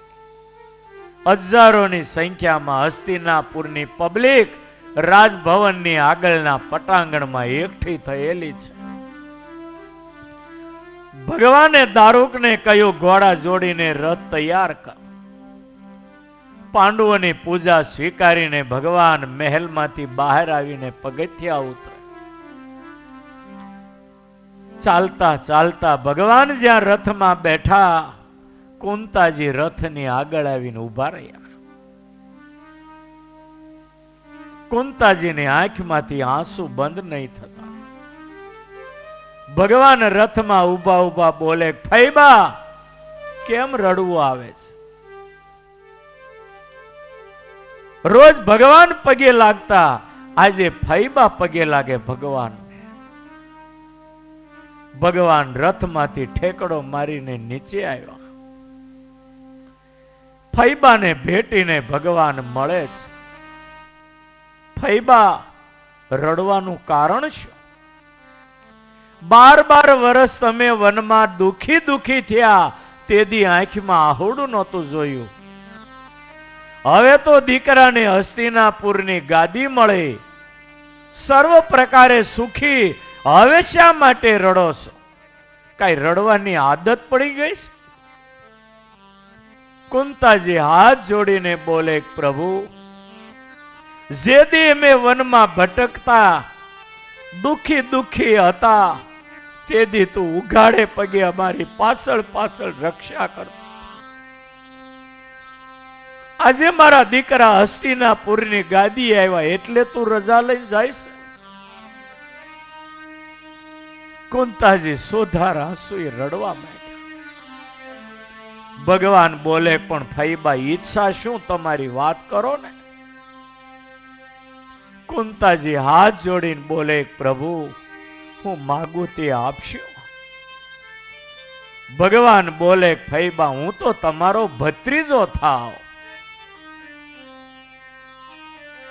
હું તમારા ભાઈનો દીકરો છું, તમે જે માગો તે હું આપીશ. અને એ વખતે કુંતાજી હાથ જોડીને બોલે, પ્રભુ, તું જો અમારી ઉપર રાજી હો તો હું આપની પાસે એ માગું, વિપત સંતુ પદે પદે, ડગલે ને પગલે આપ ફાટે ને એવા દુઃખ અમારા જીવનમાં આવે, બસ. કુંતાજી રડતા રડતા બોલે, ડગલે ને પગલે આપ તૂટે એવા દુઃખ આવે. ભગવાને મોઢાડો હાથ ધરી દીધો. ફૈબા, વનમાં બહુ દુઃખ સહન કર્યા, આદત પડી ગઈ દુઃખ સહન કરવાની.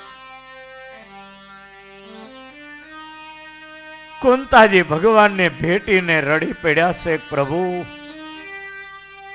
સુખના સાહેબીમાં તું જો છૂટી જતો હોય તો એવા સુખ અમારે હરામ છે.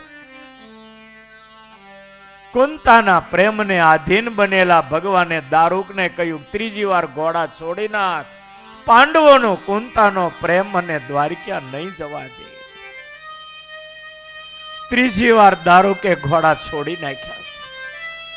ભગવાન પાંડવોની સાથે મહેલમાં પાછા ગયા છે. સત્સંગી જીવનનું ત્રીજું પ્રકરણ, દાદા ખાચરની ભક્તિ. પ્રથમ સ્કંદમાં પાંડવોની ભક્તિ આબેહૂબ દેખાય છે. ભગવાન દ્વારકાધીશ પાંડવોના પ્રેમને વશ બનીને હસ્તિનાપુરમાં રોકાયા. ધીરે ધીરે સમય જાય, ઘણો સમય ગયો અને પાંડવોની સાથે બેઠક કરીને હાથ જોડીને ભગવાને કહ્યું, હવે તમે રજા આપો તો જાવું છે. પાંડવોએ રાજી થઈને પૂજન કર્યું અને રાજી થઈને જ્યારે રજા આપી ત્યારે ભગવાન દ્વારકા જવા માટે નીકળ્યા છે. પાંડવો અને હસ્તિનાપુરની જનતાએ ભગવાનને વિદાયગીરી આપી. ભગવાને 5 જન્ય શંખ વગાડ્યો હસ્તિનાપુરમાંથી રથ ગતિમાન થયો છે. જંગલો પહાડોને નદીઓને વટાવતા વટાવતા જોત જોતાની અંદર દ્વારકાના સીમાડામાં રથ આવી ગયો. અને ભગવાન જ્યારે દ્વારકાના સીમાડે આવે, પાંડવો વાજતે ગાજતે હામૈયું લઈ ભગવાનને લેવા માટે આવ્યા. ભગવાન જ્યારે દ્વારકામાં પધારે, હું દ્વારકાના આનંદની છોડો ઉછળે, શું આનંદની વાત કરું છું. પ્રજાજનોના આનંદનો કોઈ પાર નહીં. રાણીઓ હિલોળે ચડી, રાણીઓના હરખનો કોઈ પાર નથી. અનેક રાણીઓના નેત્ર કટાક્ષ, પણ ભગવાન કોઈમાં ખેંચાતા નથી. પોતાની રીતે જાય ને પોતાની રીતે આવે. અલમસ્તીથી ભગવાનનું સ્વતંત્ર જીવન છે. દ્વારકામાં ભગવાન આવ્યા, સુધર્મા સભાની અંદર આવ્યા અને દ્વારકાના યાદવોની સંભાવના લીધી છે. આ બાજુ હસ્તિનાપુરમાં સમય પછી સમય જા, ધર્મરાજ યુધિષ્ઠિર પુત્રની જેમ પ્રજાનું પાલન કરે. જે ભગવાને ઉત્તરાના ગર્ભની રક્ષા કરી, એ ઉત્તરા થકી હવે પુત્રનો રજવાડામાં જન્મ થયો. રજવાડામાં આનંદનો કોઈ પાર ન રહ્યો. ઉત્તરા થકી જે પુત્ર જન્મ્યો, બ્રાહ્મણોએ નામ પાડ્યું છે એનું વિષ્ણુ રાત. જન્મ્યા પછી બધાના મોઢા જોયા કરે, મોઢા જોયા કરે. પર એટલે ચારે બાજુ અને ઈક્ષિત એટલે જોવું. ચારે બાજુ બધાના મોઢા જોયા કરે કે મારી માના ઉદરમાં ચક્ર લઈને મારી ચારે બાજુ ઘૂમીને મારું રક્ષણ કરતા હતા, ઈ કોણ? બધાના મોઢા જોયા કરે કે આ હશે, આ હશે. પર એટલે ચારે બાજુ, ઈક્ષિત એટલે જેવું. પર અને ઈક્ષિત ની સંધિ કરો એટલે પરીક્ષિત થાય. વિષ્ણુ રાતનું બીજું નામ પડ્યું છે પરીક્ષિત. ધર્મરાજ યુધિષ્ઠિરે રજવાડાની અંદર નોબદો દુંદુભી નગારાઓ વગાડ્યા, બ્રાહ્મણોને અઢળક દાન દક્ષિણાઓ આપી અને સર્વત્ર જય જયકાર થયો છે. રજવાડામાં કુંવરનો જન્મ થયો. બ્રાહ્મણોને બોલાવીને ધર્મરાજ યુધિષ્ઠિર પૂછે છે કે આ બ્રાહ્મણનું ભવિષ્ય તમે જુઓ. મોટા મોટા જ્યોતિષી પ્રકાંડી બ્રાહ્મણો બધા આવેલા. વચ્ચે પરીક્ષિત અને ચારે બાજુ એ બ્રાહ્મણો બેઠા છે. મોટા મોટા બ્રાહ્મણો, ઋષિઓ, સૌદ વિદ્યાના નિષ્ણાંતો બેઠા. ભવિષ્ય જોઈને બ્રાહ્મણો બોલે કે આ પૃથ્વીનો નહીં, આખા વિશ્વનો સમ્રાટ થશે. મોટા મોટા ખંડો અને દેશોના રાજાઓ, મુંગુટધારીઓ આના શરણમાં માથા ઝુકાવશે. ધર્મરાજ યુધિષ્ઠિર બહુ રાજી થયા, બહુ કીર્તિવાન થશે, બાપની કીર્તિમાં વધારો કરશે. આવા જ્યારે સમાચાર સાંભળે ધર્મરાજ યુધિષ્ઠિર બહુ રાજી થયા. અને એ વખતે બ્રાહ્મણોએ ધર્મરાજ યુધિષ્ઠિરને કીધું કે આ બાળકનું ભવિષ્ય બધી જ વાતે હારું, પણ આનું મૃત્યુ સર્પ ડંસથી છે. ધર્મરાજ યુધિષ્ઠિરને આ એક ન ગમ્યું, બાકી બધું સારું લાગ્યું. આપણા જીવનમાં આવું જ હોય છે. આપણે ખુશ ક્યારે હોઈએ? બધું જ આપણું ધાર્યું થાય ને ત્યારે. પણ બધાએ ડાયરીમાં લખી લેવું કે બધું જ આપણું ધાર્યું ન થાય. 60% 70% આપણું થાય, 30% બીજાનું થાય. આ જિંદગી જેવી ગુથેલી છે ને ભગવાને, એટલે બધું જ આપણું ધાર્યું નથી થતું. બધું ધાર્યું તો એકલા ધણીનું, ભગવાનનું થાય છે. અને બધું જ આપણું ધાર્યું થાય તો આપણે કઈ હખણા રહીએ એવા છીએ? એટલે કહેવત મોટા પુરુષે બનાવ્યું, ધાર્યું તો ધણીનું થાય. ધર્મરાજ યુધિષ્ઠિર એના નેજા નીચે આ રાજકુમાર ધીરે ધીરે ચંદ્રની કળા જે મોટા થાય છે, ધીરે ધીરે ચંદ્રની કળા જે મોટા થાય, બ્રાહ્મણોને દાન દક્ષિણાઓ આપીને બહુ રાજી કર્યા. પુણ્ય અને કીર્તિ વધે, ભગવાનની પ્રસન્નતા વધે, એટલે ધર્મરાજા યુધિષ્ઠિરે 3 યજ્ઞો કરાવ્યા અને ચોથો એક રાજસુ યજ્ઞ કર્યો અને એમાં દ્વારકાધીશને અધ્યક્ષ સ્થાને બોલાવી અને ભવ્યાતિ ભવ્ય રાજસુ યજ્ઞ કર્યો અને ભગવાને પાંડવોને એવા નિમિત્ત બનાવી પૃથ્વી ઉપર સર્વત્ર પાંડવોની કીર્તિ ફેલાવી દીધી ભગવાને. અને રાજસુ યજ્ઞના અંતર્ગત શિશુપાળનો ભગવાને વધ કર્યો છે. અને યજ્ઞની જ્યારે પૂર્ણાહુતિ થઈ, વિશ્વના રાજાઓ જ્યારે વિદાય થઈ ગયા, ઋષિ મુનિઓ ગયા, પછી ભગવાન વિચાર આવે કે હવે હું દ્વારકા જાઉં. અર્જુન એના મિત્ર હતા, આમ હાળો બનેવી ગણાય, પણ આમ મિત્રતા બહુ હતી. એટલે ભગવાન પણ બનેવી થાય અર્જુન, પણ મિત્રની જેવો વ્યવહાર કરતા. એકલા મળીને વાત કરી. અર્જુને કે હાલો ને દ્વારકા, હમણાં હવે અહીં કઈ કામ નથી. હમણાં હસ્તિનાપુરમાં રાજસુ યજ્ઞ પૂરો થયો, મોટા મોટા રાજાઓ વિશ્વના આવીને ગયા, એટલે હમણાં કોઈ મહેમાન આવે એમ નથી. માટે દ્વારકા થોડો ટાઈમ હાલો ને. અર્જુન બોલે કે મારું નો ધાર્યું, મારા મોટા ભાઈ રજા લ્યો તો આવું. પાંડવોમાં પણ યુધિષ્ઠિરની મર્યાદા ચારે ભાઈ રાખતા હતા. ભગવાને ધર્મરાજ યુધિષ્ઠિરને વાત કરી કે હમણાં કઈ કામ નથી, કોઈ મહેમાન નહીં આવે એમ, કોઈ પ્રસંગ નથી, તો અર્જુનને થોડા દિવસ દ્વારકા લઈ જાઓ. તમે આજ્ઞા આપો તો એ આવે.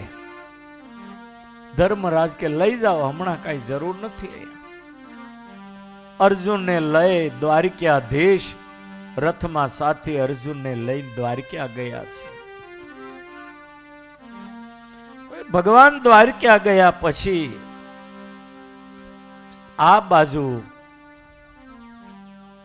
પાંડવો તો હવે વ્યવસ્થિત રહેશે અને હસ્તિનાપુરનું શાસન ભોગવે. પણ કૌરવોના મર્યા પછી કૌરવના મા બાપ ગાંધારી ધૃતરાષ્ટ્ર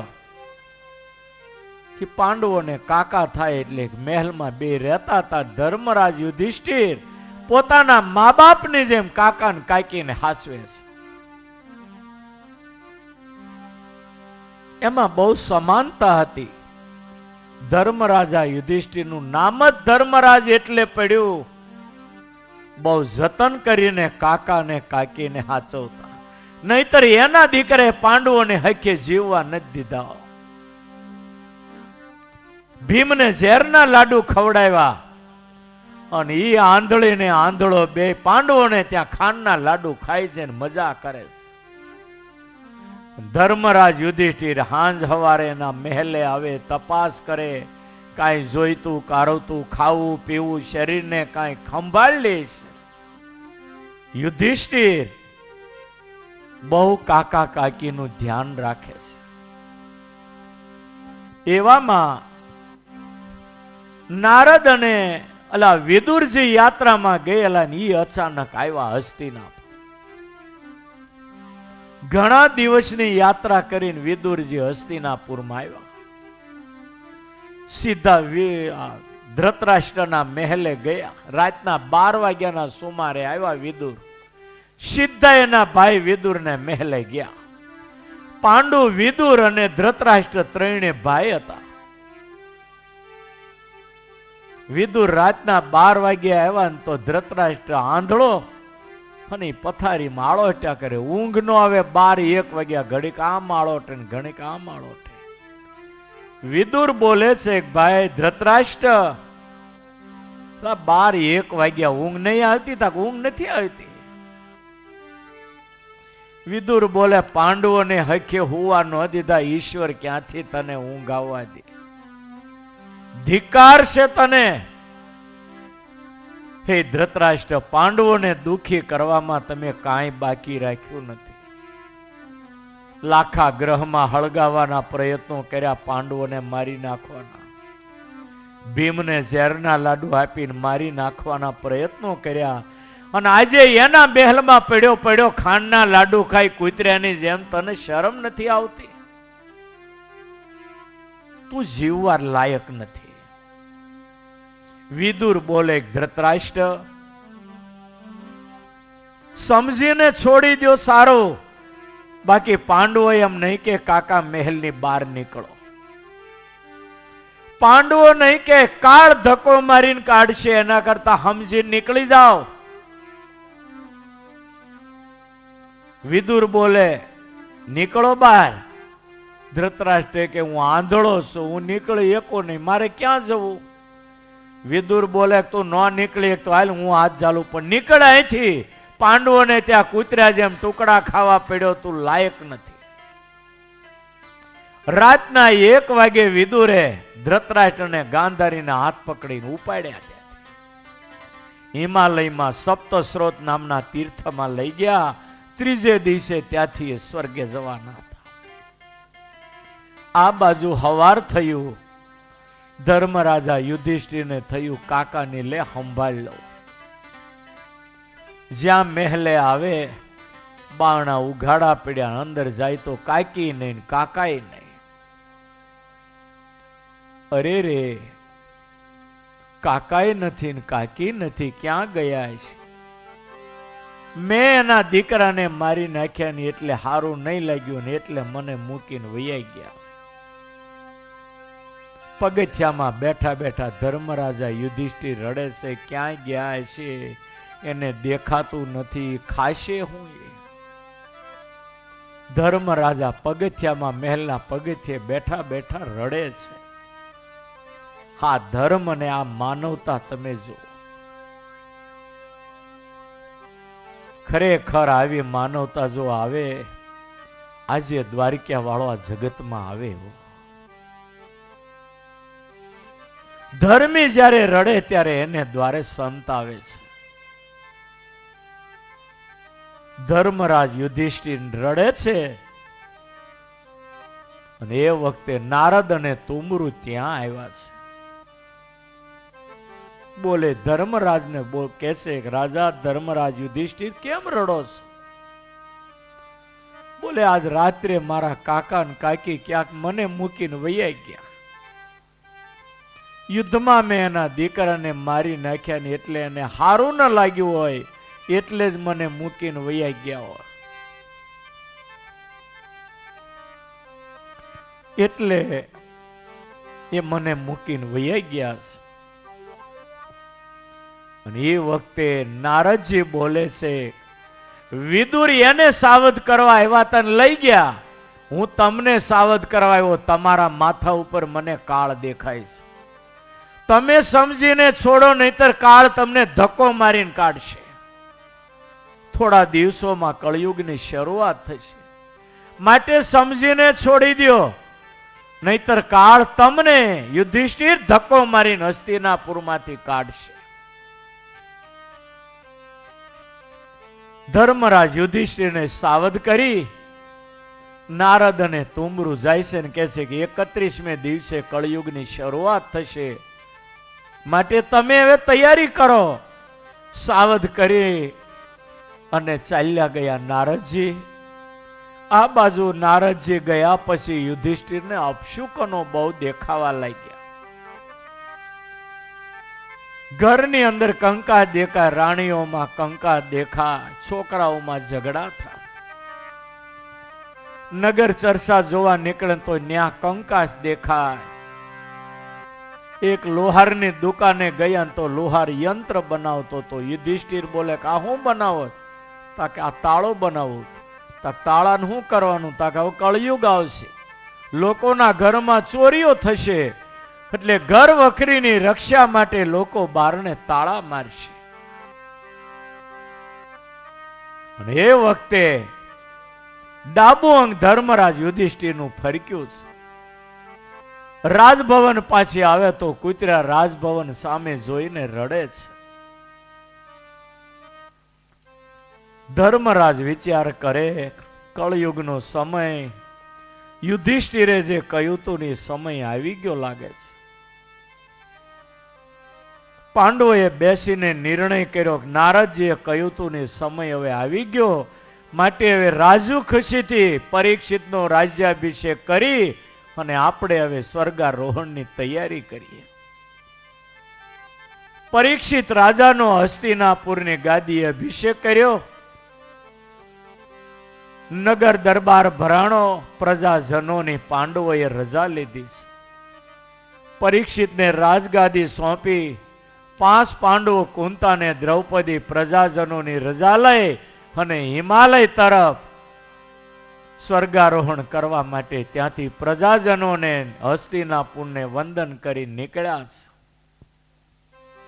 જતા જતા ગંગામાં સ્નાન કરી કેદારનાથ ભોળાનાથ મહાદેવ છેલ્લી એની પૂજા કરી.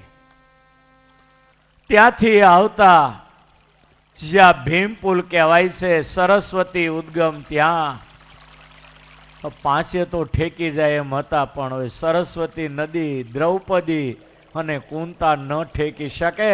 ભીમે એક પહાડ લઈને 2 નદીની વચ્ચે પહાડ મૂક્યો અને ત્યાંથી પસાર થઈ. બદ્રીનારાયણની આગળ વસુધારા પાસે દ્રૌપદીનું શરીર છૂટ્યું. પછી નકુળનું, સહદેવનું, ભીમનું, છેલ્લે અર્જુનનું અને યમરાજ કૂતરા રૂપે હારે ધર્મરાજ યુધિષ્ઠિર છેલ્લે ઠેડ સ્વર્ગા સતોપતિ સ્વર્ગારોહણ કરી સત્ય દેહ સ્વર્ગમાં ગયા. અને આ બાજુ હવે હસ્તિનાપુરની અંદર પાંડવોનો યુગ પૂરો થયો અને હવે પરીક્ષિત મહારાજનો યુગ શરૂ થાય. બહુ સુંદર અદ્ભુત કથા. આવતીકાલે હવે પરીક્ષિત યુગ કેવો આવે છે આપણે જોઈશું. પ્રાગજીભાઈ, હવા હાંજે તમારી રાહ જોઈ પણ તમે આવ્યા નહીં. મેં બહુ રાહ જોઈ હતી. હિંમતભાઈ, બાબુભાઈ, પણ અમે શરૂઆત કરી દીધી. તમારી ઘણી વાતો કરી હો. મેં સરદાર ગઢડા, ખૂબ ભગવાન શક્તિ આપે, ખૂબ શક્તિ આપે અને ભગવાન તમારેથી ખૂબ હારા હારા કામ કરાવે. આવતીકાલે જોશું. અત્યારે પરમાત્માના સ્મરણની સાથે અત્યારની કથાને વિરામ. બોલો સ્વામિનારાયણ ભગવાનની. સ્વામિનારાયણ સ્વામિનારાયણ નારાયણ નારાયણ સ્વામિનારાયણ નારાયણ નારાયણ સ્વામિનારાયણ નારાયણ નારાયણ સ્વામિનારાયણ નારાયણ નારાયણ સ્વામિનારાયણ નારાયણ નારાયણ સ્વામિનારાયણ નારાયણ નારાયણ સ્વામિનારાયણ નારાયણ નારાયણ સ્વામિનારાયણ નારાયણ નારાયણ નારાયણ નારાયણ નારાયણ સ્વામિનારાયણ નારાયણ નારાયણ નર નારાયણ નારાયણ નારાયણ નર નારાયણ નારાયણ નારાયણ નર નારાયણ નારાયણ નારાયણ નર નારાયણ નારાયણ નારાયણ નર નારાયણ નારાયણ નારાયણ નર નારાયણ નારાયણ નારાયણ નારાયણ નારાયણ નારાયણ ભજમન નારાયણ નારાયણ નારાયણ સ્વામી નારાયણ નારાયણ નારાયણ સ્વામી નારાયણ નારાયણ નારાયણ સ્વામી નારાયણ નારાયણ નારાયણ સ્વામી નારાયણ નારાયણ નારાયણ સ્વામિનારાયણ ભગવાનની જય લક્ષ્મી નારાયણ દેવની જય બોલો બાલકૃષ્ણ લાલની જય જોરદાર તાલીથી આપણે વક્તા મહોદયશ્રીને આપણે એમનું સ્વાગત કરીએ, વંદન કરીએ. અનેકવિધ ભાગવતજીના ચરિત્રોનું આપણને રસપાન કરાવ્યું. ભાગવતના ચરિત્રો અદ્ભુત હોય છે, આપણને ખ્યાલ પણ ના આવે ક્યારે સમય પસાર થઈ જાય. અને એમાંય આપણા ગુરુજી જેવા વક્તા હોય પછી તો પૂછવું શું. ખરેખર ભાગવતજીના ચરિત્રોમાં એટલો પ્રતાપ હોય છે કે આ માણસની અંદર રહેલું સંસારનું બીજ પણ બાળી દે અને ભગવાનમાં પ્રીતિ કરાવનારું આ શાસ્ત્ર છે. આ શાસ્ત્રમાં જેને હેત થાય, જેને ભાવ થાય, એ જીવ પરમપદને પામે. મહાભારતના યુદ્ધમાં જેટલા પણ કુરુક્ષેત્રની અંદર હનાયા, ભગવાને એ બધાયનો મોક્ષ કર્યો. સાથે સાથે ભગવાને અર્જુનને એ પણ કહ્યું કે તું સર્વ ધર્મનો ત્યાગ કર અને મારા શરણે આય, હું તને બધાય પાપમાંથી મુકાવી દઈશ. એમ આપણે પણ બધા જ ધર્મનો ત્યાગ કરીને માત્ર એક ભગવાનના શરણમાં જઈએ તો ભગવાન આપણને આ જન્મ અને પૂર્વજન્મના બધાય પાપમાંથી મુકાઈ દે એવા દયાળુ ભગવાન છે. પણ ભગવાનના શરણમાં જવું પડે. અને આવા સદગુરુ સંતો મળ્યા હોય, સદગુરુ સંતોનું સાનિધ્ય પ્રાપ્ત થયું હોય અને આવો સત્સંગ મળ્યો હોય ત્યારે ખરેખર આપણે આપણા બધાય પાપોનો ધોવાનો આ ખરેખર આપણે લાભ લઈ રહ્યા છે. જીવનમાં નાના મોટા તો પાપ થાય, પણ આ સર્વે પાપનું, ઘણા પાપોનું તો પ્રાયશ્ચિત નથી. પણ ભાગવતજી એક એવી કથા છે કે જે આપણને સર્વ પાપમાંથી મુકાવી દે અને આપણને નિષ્પાપ બનાવી દે. અત્યારે આજે કથામાં તો ઘણી પાખી હાજરી છે. જો કે પહેલો દિવસ છે, પછી તો ધીરે ધીરે આખો મંડપ ભરાઈ જશે. અને કઈ પૂર્વના પુણ્ય હોય ત્યારે આવો લાભ મળે એવી સમજણ રાખીને આપણે રોજ સમયસર આવીને કથાનું રસપાન કરવું જોઈએ. ખૂબ પવિત્ર વક્તા છે અને આપણા માટે સ્વામી ખૂબ ભાવથી કથા કરે છે. આટલી ઉંમર થયા પછી પણ કોઈ સમય જોતા નથી અને કાંઈ જોયા વગર આપણને ભાવથી જ્યારે કથા સંભળાવતા હોય ત્યારે આપણે ચોક્કસ વહેલા આવીને અને 7 દિવસ સુધી આપણે આ કથાનું રસપાન કરવું જોઈએ. અત્યારે ઘણા યશસ્વી દાતાઓ આજે સભામાં આવ્યા છે. રૂક્ષ્મણી વિવાહના યજમાન, પરમ ભગવદીય સંપ્રદાયના ખૂબ સેવાભાવી દાનવીર દાતા એવા શ્રી પ્રાગજીભાઈ તળસીભાઈ ભીકડિયા જોટિંગડાવાળા જોરદાર તાલીથી આપણે એમને વધાવીએ. જેઓ ખૂબ મોટા દાનેશ્વરી છે, ભગવાનની કૃપાથી સત્સંગમાં ખૂબ નિષ્ઠાવાળા છે. સાધુના વચને કરીને બધે સેવા કરે છે મંદિરોમાં. અત્યારે સારંગપુરની અંદર ભવ્યાતિ ભવ્ય ભોજનાલયનું નિર્માણ થઈ રહ્યું છે, એમાં ખૂબ મોટી સેવા છે. સાથે સાથે ગઢડામાં પણ ખૂબ સુવર્ણ શિખરોમાં એમનું સુવર્ણનું દાન પણ આપ્યું છે. આવા મોટા દાનવીર દાતા છે અને સંતોના ખૂબ વાલા છે. સંતોના વચને કરીને સંતો જ્યાં કે ત્યાં સત્સંગમાં સેવા કરે છે અને સ્વામિનારાયણ ભગવાનનો રાજીપો પ્રાપ્ત કરે છે. તો એમને હું વિનંતી કરીશ કે સ્ટેજ ઉપર આવશે પૂજ્ય આપણા પુરાણી સ્વામી વિષ્ણુ પ્રકાશદાસજી સ્વામી, એમને હાર પહેરાવીને એમને રૂડા આશીર્વાદ આપશે. તો વિનંતી કરું, પ્રાગજીભાઈ પધારો. સાથે સાથે વરપક્ષના યજમાન શ્રી બાબુભાઈ વાઘાની માલપરાવાળા, એમને પણ વિનંતી, એ પણ પધાર્યા છે. એમને પણ ગઢડામાં ખૂબ મોટી પારાયણો કરાવી, સાધુના વચને કરીને સત્સંગમાં સેવા કરે છે. આ બંને યજમાનોએ આ ઉત્સવમાં પણ ખૂબ સારી સેવા કરી. યજમાન પદું સ્વીકારીને સંતોનો અને ઠાકોરજીનો ખૂબ મોટો રાજીપો પ્રાપ્ત કર્યો છે. જોરદાર તાલીથી આપણે બંને દાતાઓને આપણે વધાવીએ. સાથે સાથે હિંમતભાઈ ધોળકિયા હરિકૃષ્ણ એક્સપર્ટ, એમને પણ વિનંતી, અહીંયા આગળ સ્ટેજ ઉપર આવશે, પધારો. સાથે સાથે ભગવાનભાઈ બોડકી, બટુકભાઈ રાજપરા, રમેશભાઈ હરિપર, ગોરધનભાઈ નાકરાની, નાથાભાઈ પાંચ તલાવડા, એમને પણ વિનંતી કે અહીંયા આવશે. જોરદાર તાલીથી આપણે સર્વે દાતાઓનું આપણે અહીંયા આગળ સન્માન કરીએ. સ્વામિનારાયણ ભગવાનને પ્રાર્થના કરીએ કે મહારાજ એમને સત્સંગમાં સેવા કરવાની ખૂબ શક્તિ આપે, મહારાજ એમનું સ્વાસ્થ્ય ખૂબ સારું રાખે, એમના પરિવારને ખૂબ સુખી કરે. અને ગુરુજી આ સર્વે દાતાઓ પર બહુ જ ખુશ છે, રાજી છે, ધન્ય છે સર્વે દાતાઓને કે જેમની સદલક્ષ્મી આ સત્સંગના કાર્યમાં વપરાય છે.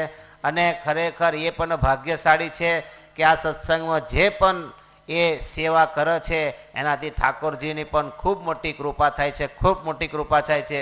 તો અત્યારે આપણે જે પણ દાતાઓ નામ બોલાય એ આરતી માટે પણ અહીંયા આગળ સ્ટેજ પાસે હાજર રહેશે. સ્વયંસેવકોને વિનંતી કે આરતીની તૈયારી કરશું. બરાબર આવતીકાલે 3:30 વાગે આપણે અહીંયા આગળ કથાનો શુભારંભ કરશું. બરાબર 3:30 વાગે જ અહીંયા આગળ કથાનો શુભારંભ થઈ જશે. સર્વે શ્રોતાઓને વિનંતી છે કે બધાય કામમાંથી વહેલા પરવારીને આપણે કથા મંડપમાં આવીને પોતાનું સ્થાન ગ્રહણ કરી લેવાનું છે. હવે તો 6 જ દિવસ બાકી રહ્યા છે, ખાલી 6 દિવસ, એક દિવસ તો ગતો રહ્યો. એટલે આપણે બધાએ બધું કામ પડતું મૂકીને ભગવાનની કૃપાથી જ્યારે આવો અવસર પ્રાપ્ત થયો છે ત્યારે આપણે બધાએ કથાનો લાભ લેવાનો છે. સ્વયંસેવકોને વિનંતી